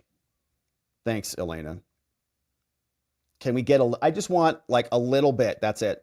Elena, thank you. Brian Bishop says sips his margarita watching leftists squirm. Do you have your pinky out too? Just enjoying it? Laughing, enjoying their salt? This old guy says the idea of a preemptive pardon was never considered by the framers. Pardon power under the Constitution is described as the power to grant reprieves and pardons for offenses against the United States, except in cases of impeachment. The key term here is offensives. An offense is a crime for which you have been charged and have been prejudged for. Preemptive is nowhere in any of that.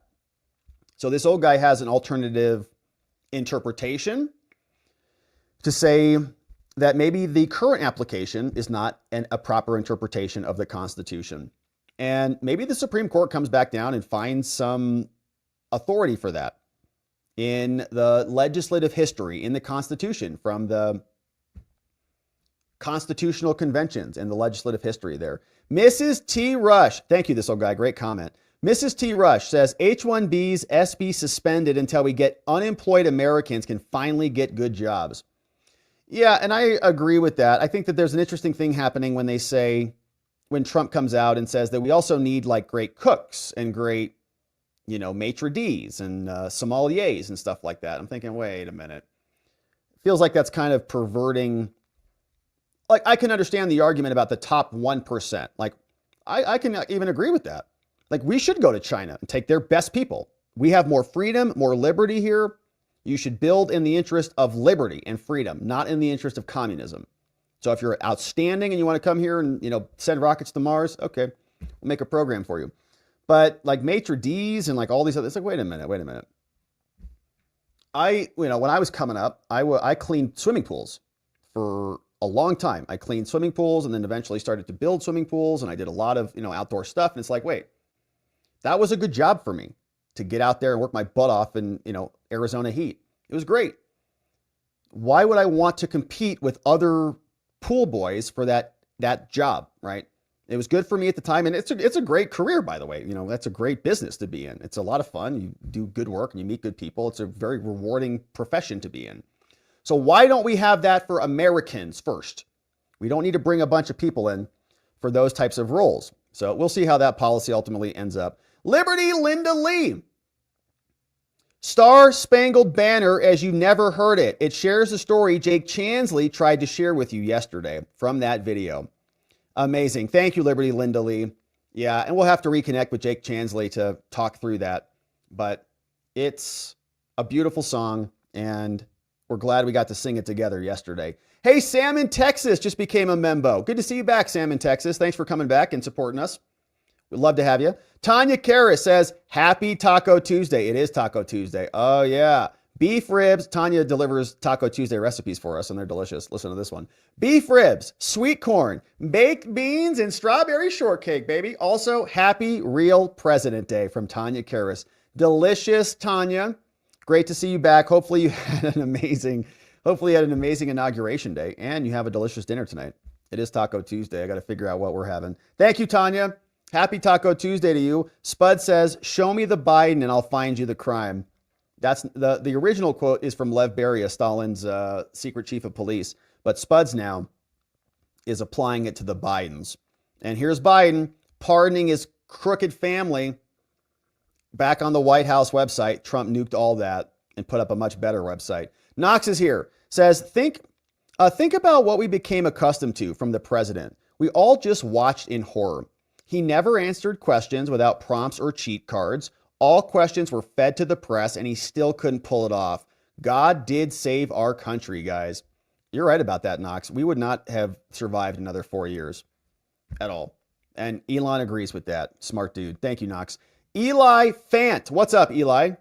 Says the DC Gulag is refusing J6 release, even with Fed marshals storming the building. So I was following that earlier today. Is that still the current status?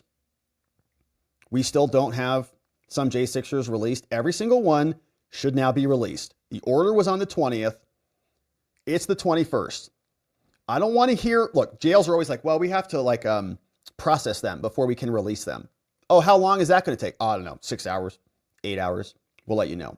They do that regularly for regular defendants, but these were people pardoned. They should be released immediately. Otherwise, it's unlawful detention. It's false imprisonment. They should be released now. And they should be sued. They should sue for that. Member for 21 months, Tony Hay Muckets. Thank you, brother, for being here. Coming up on, we just crossed 2 babies. Hey, they changed my work hours. I don't get off until 2:30 now. Should be able to catch the end of the show, though. Thank you, Trump. God bless the J6ers. God bless you back, Tony Hay. Oh, man, so we'll miss you for the beginning of the show, but we're glad that you can make it at the end. And thanks for being a membo, Tony Hay, and for supporting us so much as you do. What about me? Just became a supporter. We'll see you tomorrow on the members only morning stream. We got this one from 200 Watt Studio. Said, frankly, he had no choice to pardon the J6ers after the committee was pardoned. No, meaning there was something corrupt with the committee invalidating convictions. I don't think he didn't have, he could have made the choice not to do it. But I think the pardoning of the J6 committee made it that much easier. I think, honestly, maybe if they didn't pardon the J6 committee, maybe Trump would have done something more reserved. Like maybe he would have split between the violent offenders and the non-violent offenders. I don't know. But it definitely gave him a lot of cover. Like with a straight face, they can't come out and say, like Raskin did or like Cory Booker did. They sound like idiots, right? Oh, no. The J6ers were the bad guys, not us. Nobody believes that. So it definitely gave him cover. Holly Perrin is here, says, don't forget to murder that like button. Thank you, Holly. Definitely. Eliminate it like Well, you get the point. Mrs. T. Rush says Fauci is responsible. Mrs. T. Rush, Fauci is responsible for the murder of my husband, says Mrs. T. Rush. He went to the hospital for his heart, but instead they poisoned him with 2 anti-COVID drugs that he wasn't physically allowed to have. Mrs. T. Rush, I am so sorry to hear about that. I'm so sorry to hear about that. I hope you're doing okay. I do hope that there is justice for this. I think that Fauci was exploiting his position of power, feeding people bad information to enrich himself and his friends, and people died as a result of it. And now he just got pardoned. He knows what he did. Cliff Norman says General Milley apparently can be court-martialed. Oh, that's interesting. Yeah, so military jurisdiction, right, is a parallel system. Pardon power won't cover that. Interesting, says Cliff. Hey, what's up? Says he didn't have the vid. The doctor refused to take my calls or let me be there. I videoed with him all day for 9 days, helplessly watching him die. Oh my gosh. Mrs. T. Rush. So my brother Joey was in the hospital for, I think, 38 days going through something similar. I was told he was going to die like 3 times, basically. And my mom was in the hospital with him for, I think it was 38 days. It might be more than that, but I think it was total 38 days. It was a nightmare. I think I still have trauma from it, but I was there dropping off food for him, every day. I couldn't see him at all. They would not let me in the building. My mom was in there. She got sick. She had to get admitted. It was a nightmare. And so, fortunately, Joey pulled through. My mom pulled through, but I know what you experienced a little bit. And I know many people here went through this, and we all had our loved ones suffer, and we lost other people. I've lost other people. It was horrific, Mrs. T. Rush. Thank you for sharing that with us. I hope you're finding some sense of peace. I think that accountability will be coming, and we're never going to let this happen again. So thanks for being here and just sharing that testimony. Voice of the People says, that officer committed seditious conspiracy. He tried to use lawfare to convince the people to rebel against the president, telling you the truth for once. Remember, May 29, 2020 was the real J6. Yeah, and the RP Game says that guy was claiming to be in places he wasn't. Certainly those cops, there are questions about that because their testimony doesn't match other testimony. 200 Watt Studio is here. Says Trump preemptively pardons George Bush, Dick Cheney, Hillary, and any administrations from 2000 to 2024 for any crimes. Then they have to accept them. And then what would happen? I'd rather see Dick Cheney maybe prosecuted for colluding with Liz. But I get your point. Thank you, 200 Watt Studio. Uncle Bozy says, according to this article, Lieutenant Byrd, Ashley Babbitt's murderer, was pardoned. That's from the Gateway Pundit. Thank you for sharing that one. Have to look into that, Uncle Bozy. Mitke. What's up, Mitke? Says, you should mention that there are others who are mad they didn't get a pardon. Yeah, Vinman, Michael Cohen, Clavicle Girl, Jack Smith asked for one, didn't get one. Jack Smith is a criminal, in my opinion. He stole $100 million to prosecute Trump. Knew it, stole it anyways. Chubby, what's up, Chubby? Chubby Stubby joined us at the event. Good to see you, Chubby. Says, all these people pardoned by Biden speaking out against those Trump has pardoned are nothing but pathetic hypocrites. My only hope is that there will still be investigations to show undeniable proof of their guilt. I hope so too, Chubby. We're staying on it. I know many others are staying on it. And we want vindication. We want justice. Thank you for that, Chubby. And thanks for coming to our event, my man. It was great to meet you. Pope Rackets touched me. 18 months as a member. That's 2 full babies in the house. Thank you, Pope Rackets. Says, pardon Kamala for accessory to child trafficking. Just to troll her. Yeah, you pardon all these people? Like pardon Bill Clinton for Epstein Island visits. Like that'd be hilarious, right? That would be great. Pardon Hillary Clinton for deleting her emails. You just single them out. For deleting all your emails, you're pardoned. Ollie, what's up? Forbes list or bust became a new membo courtesy of Ollie. Robert Rogers says, if everyone is pardoned and are subpoenaed to Congress, they can't plead the fifth if they aren't in danger of prosecution, then on the record, or contempt of Congress or obstruction. Yeah, I mean, that would be the argument. If you can't hit them with an indictment, then you hit them with subpoenas. If they're immune from the indictment, well, then they're not immune from the subpoenas. So then they should deliver all their bank records and all these other things. Like, you can't charge them with a crime, so give us the documents. You make the argument to the judge, see what they say. Thank you, Robert. Darlene Bradley is here. Thank you, Darlene, for becoming a supporter. We'll see you tomorrow on the members only morning stream. Pope Rackets Touch Me is here. Says, imagine Trump pardoning people that lost 300,000 children. Then you subpoena them to testify at a hearing. If they refuse to pardon, then you can investigate them for child trafficking. So yeah, it's that 1-2 combo. You're either getting indicted or you're delivering documents. Pick one, but you can't have them both. One baby in the house, 9 months as a membo. White Buffalo, thanks for being here full term, my friend, says, could Mark Milley still be charged under the Uniform Code of Military Justice? And I don't know. That's a great question. But it sounds like our friend Cliff says yes. So does the pardon power extend to the military offenses? Good questions. Not a Fed. John Bolton, afuera. General Milley, afuera. They're all getting afuera, especially even our federal government too. Stephen Mosher says the tariff is like a sales tax. I can see that argument. So it's like, you know, whatever's being imported, there's an additional fee on that we pay. But the idea would be then that we don't have to import those things anymore. And so we just develop them domestically, and then we don't pay that tax. So if we're going to import a bunch of Chinese garbage, there's going to be a tariff on it. We'd rather make our own garbage here. Jax North. So now the J6 commies have immunity. They need to be brought in front of Congress and spill the beans on everything, since they cannot plead the fifth. And let's see if they perjure themselves. And then let the UN deal with Fauci. They won't. They love Fauci. But I get your point, Jax North. Make him come in and talk. Hey, what's up? Uncivil's here. Shout out to Uncivil Law. Oh, gosh.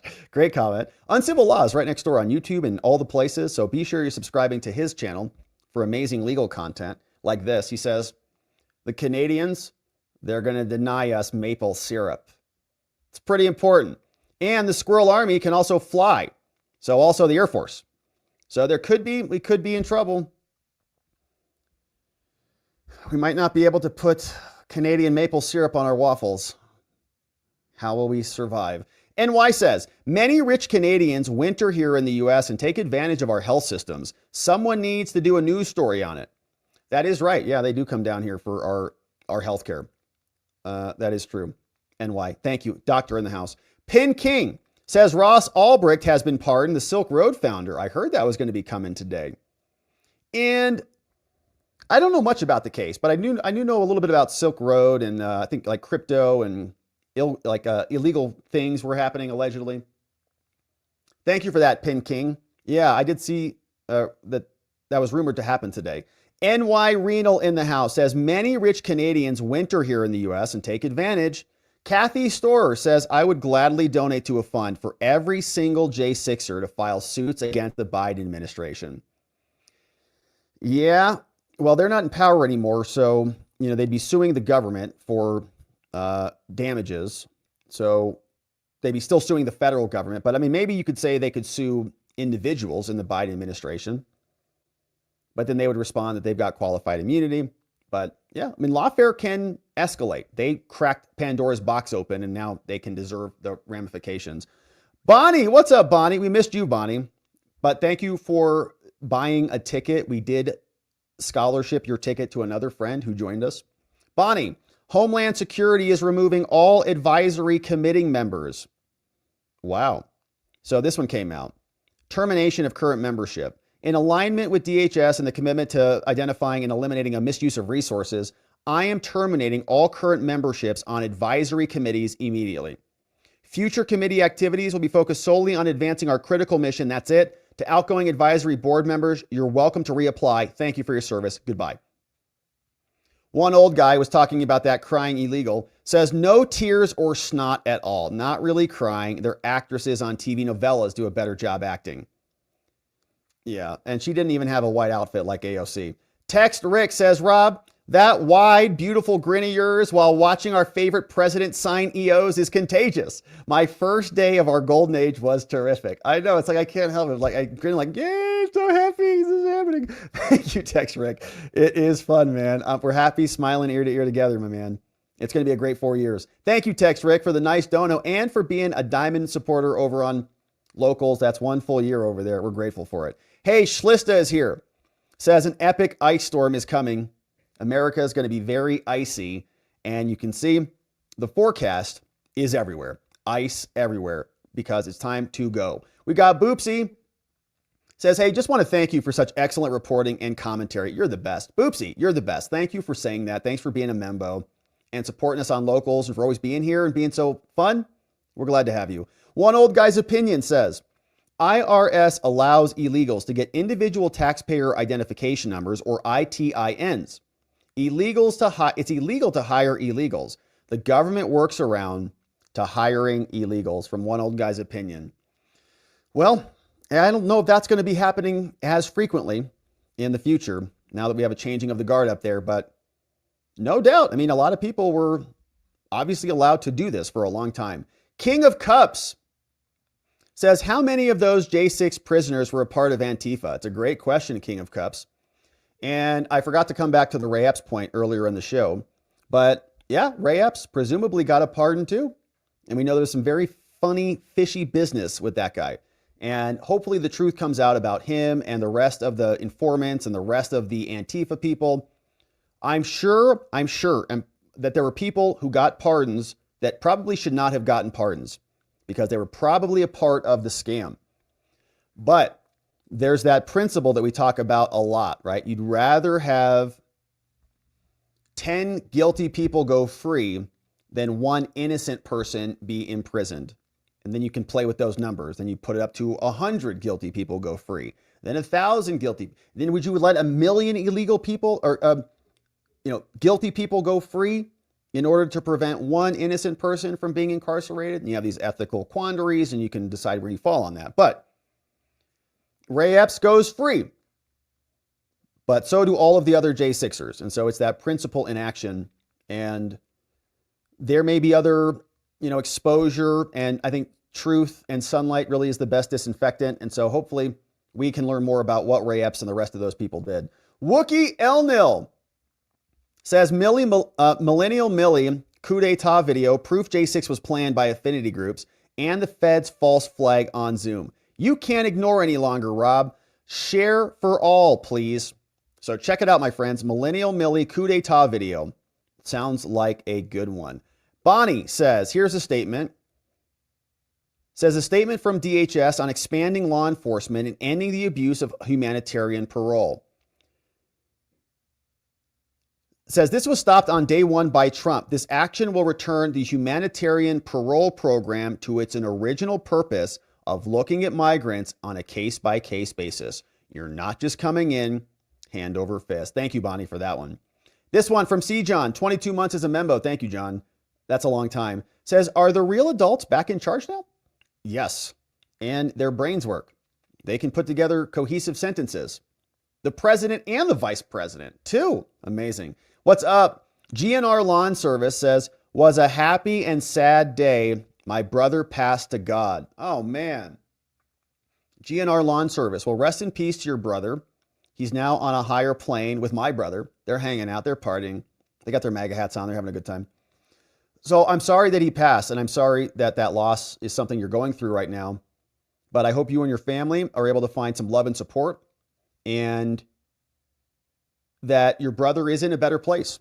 And we're happy that you're here, GNR Lawn Service. Thanks for sharing that with us. And we hope you're doing well. Red-blooded American, 14 months as a membo, says, God bless President Trump. Amen, red-blooded. Tyrannus Cygnus, 14 months as a membo, says, the golden age is upon us. Thank you, Tyrannus. We got Boops. He says, I wonder if Hunter, the smartest person Joe knows, provided him all the names for pardons because Joe surely couldn't remember their names nor who all to include. Yeah, and I've seen some interesting things that they're comparing Joe Biden's pardon signatures to other documents. And the question is, did he even sign those final pardons, or did Hunter? Rick D says, X is full of reports of detention centers all over the country either slow walking or refusing to honor the pardons. A person in a MAGA hat was just taken from the DC jail and put in an ambulance. Wow, Rick D. Okay, so I thought that a lot of that was like being processed right now. But if there's anybody outstanding who has not been released, they are now officially, I think, being falsely imprisoned by the jails. And the jail people who are not releasing them should be arrested. What's up, Sergeant GPS in the house? Good to see you, Sergeant. Says, sharing this one from Trump.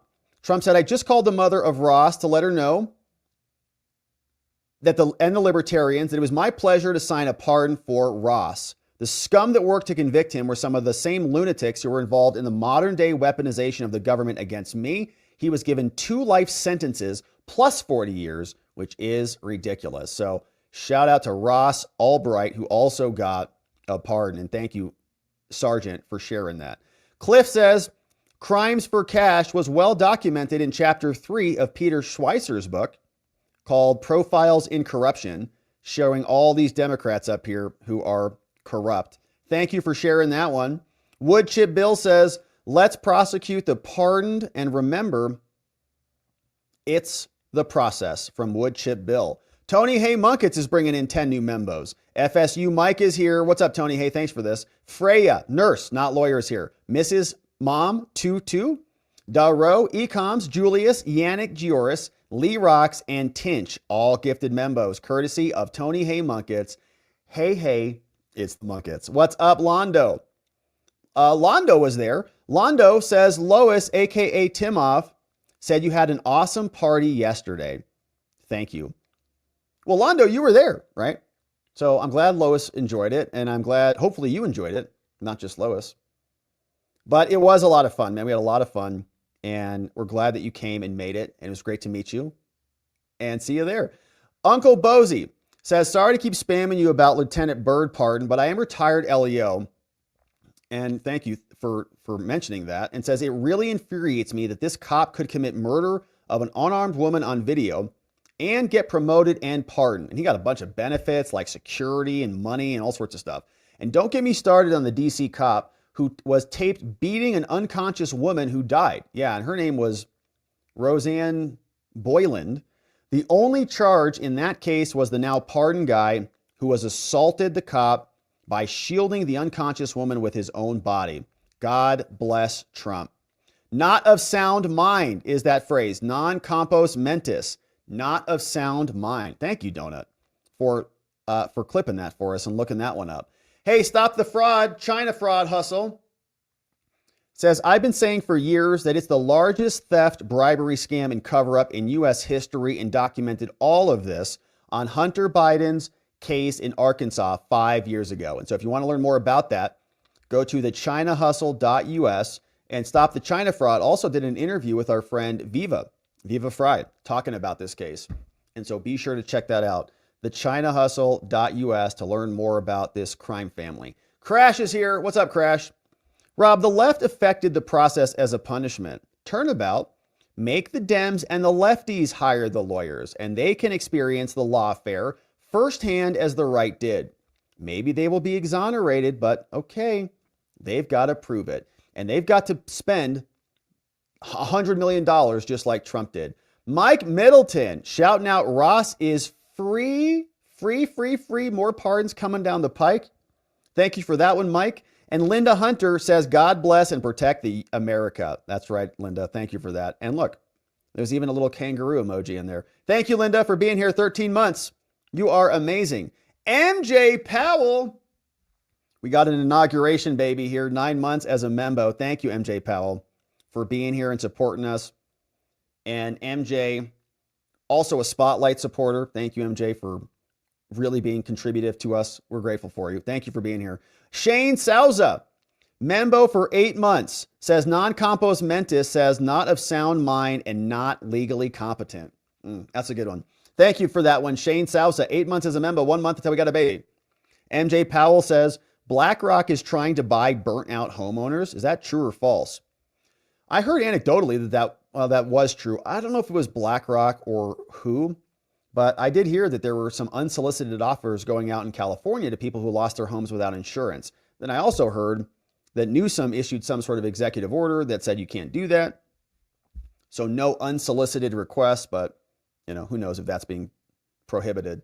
Mrs. T. Rush says it's been 3 years. He died 2 days after my birthday and 5 days before our 25th anniversary. My life ended that day. Mrs. T. Rush, I'm so sorry for that. Mrs. T. Rush, I know there's not much that you can say, like the words just don't do much, obviously, because they're just words. But if if you're looking for some love and support, ericshouse.org is an organization that my mama founded, and they do amazing work. And what they do is they help people who've lost someone unexpectedly or tragically. So suicide, overdose, or tragic loss, right? Something like this would certainly qualify for that latter category because somebody was taken from us way too soon, right? And so when there's a tragic loss, it's a different grieving process. And so check out ericshouse.org. A lot of people who are going through similar stuff, and we can support each other through it. Thank you, Mrs. T. Rush. Raider Gaines. And if you need a contact, if you need me to intro you or anything, send me an email. Raider Gaines. One thing Trump never gets credit for, out of everyone he pardoned his last term, he didn't pardon himself. Knowing how they are, the libs walked right into a lawfare trap, exposing themselves, which is genius. Yeah, he didn't pardon himself or his family, and then they did. And they kept saying Trump was going to do all of that. He never did because they didn't do anything wrong. And he got put through the ringer on that. And you got to give Trump credit for that. He could have pardoned himself, but he didn't do anything wrong. And he made them try to prove it. And by doing that, he probably won the election again, right? And now the question will be, maybe he should pardon everybody on the way out. Just do what Joe Biden did. Like, did Joe Biden just set a precedent where every president now is going to pardon their whole family and everybody they've ever talked to? Like, is that the country that we now live in? Because of the Democrats, because they prosecuted Trump, opened up Pandora's box, and now they have to protect themselves? Sick. Wojo says, I wonder how much insurance money Hunter got for his so-called artwork that went up in flames. Yeah, we talked about that a little bit with Garrett and, fair market value and all those things. So what's it worth? Like $1.50 for the cost of the canvas? Londo. Okay, Londo is there. Of course I enjoyed it. Didn't you see me moving about the room? I did, Londo. Londo was wheeling and dealing. He's, schmoozing and grooving. Says, didn't you see me moving about the room? Not in my nature, but it's good practice amongst a trusted group. Yeah, it is. It is. And we had a lot of friends in the house yesterday and people were mixing and mingling. But I also know how it is to go to a new event. You don't know anybody. It's kind of weird. Who should I talk to? Especially if you come solo. So we try to make it very inviting. Thank you, Londo, for being there. We also got Knox shouting out Mrs. T. Rush. So very sorry for your loss from Knox. And I know there's a lot of prayers and love going out to you, Mrs. T. Rush, and everybody else who's been through that situation. What they did to us was abhorrent. And that's why we're not going to forget about it. All right, let's see who's joining us on X. Then we're going to pop over to Locals for a very brief after party because it's Tuesday and I am late to my men's group. So we're going to say hello to our friends and then wrap it up. David Smith. Oh, Jake retired. David Smith says, hey, Robin, everyone, it's Dave here. It is with great sorrow and such a heavy heart that I announce the retirement of Jake from Oxford. Jake would show up in our Locals. Not to worry. I'm sure someone else is here to take his place. Oh, man. All right. So good. Jake's gone. We had some fun with Jake for the time being and had a good time. But Jake is gone. So he needs to go. B. Torn, what's up? Danny McWilliams is here. B. Torn is sharing some comments and some images over there. James Pepper's over in the house. Let's see what else we got. Watchdog says, this AI thing sounds like a lot of bull to me. Cohen asking questions about a pardon. And GM is talking about state pardons. And yeah, so federal pardons are for federal crimes. There's argument that via the supremacy clause, you could incorporate that against state prosecutions and say you can't prosecute them for the same set of facts and circumstances at the state level. But then my response would be, okay, so you're immune against any criminal prosecution. So now you should be compelled to testify. What's up? B. Torn says, Garland, Durbin, Booker, they all repeat the lie that a police officer died. That's funny, though. That 6 committed suicide, and nobody investigated how or why. They all died by suicide. And they're categorizing that as a murder from Trump, even though that's not true at all. What's up? Rob White says, pardon Edward Snowden. Yeah, that's another good one.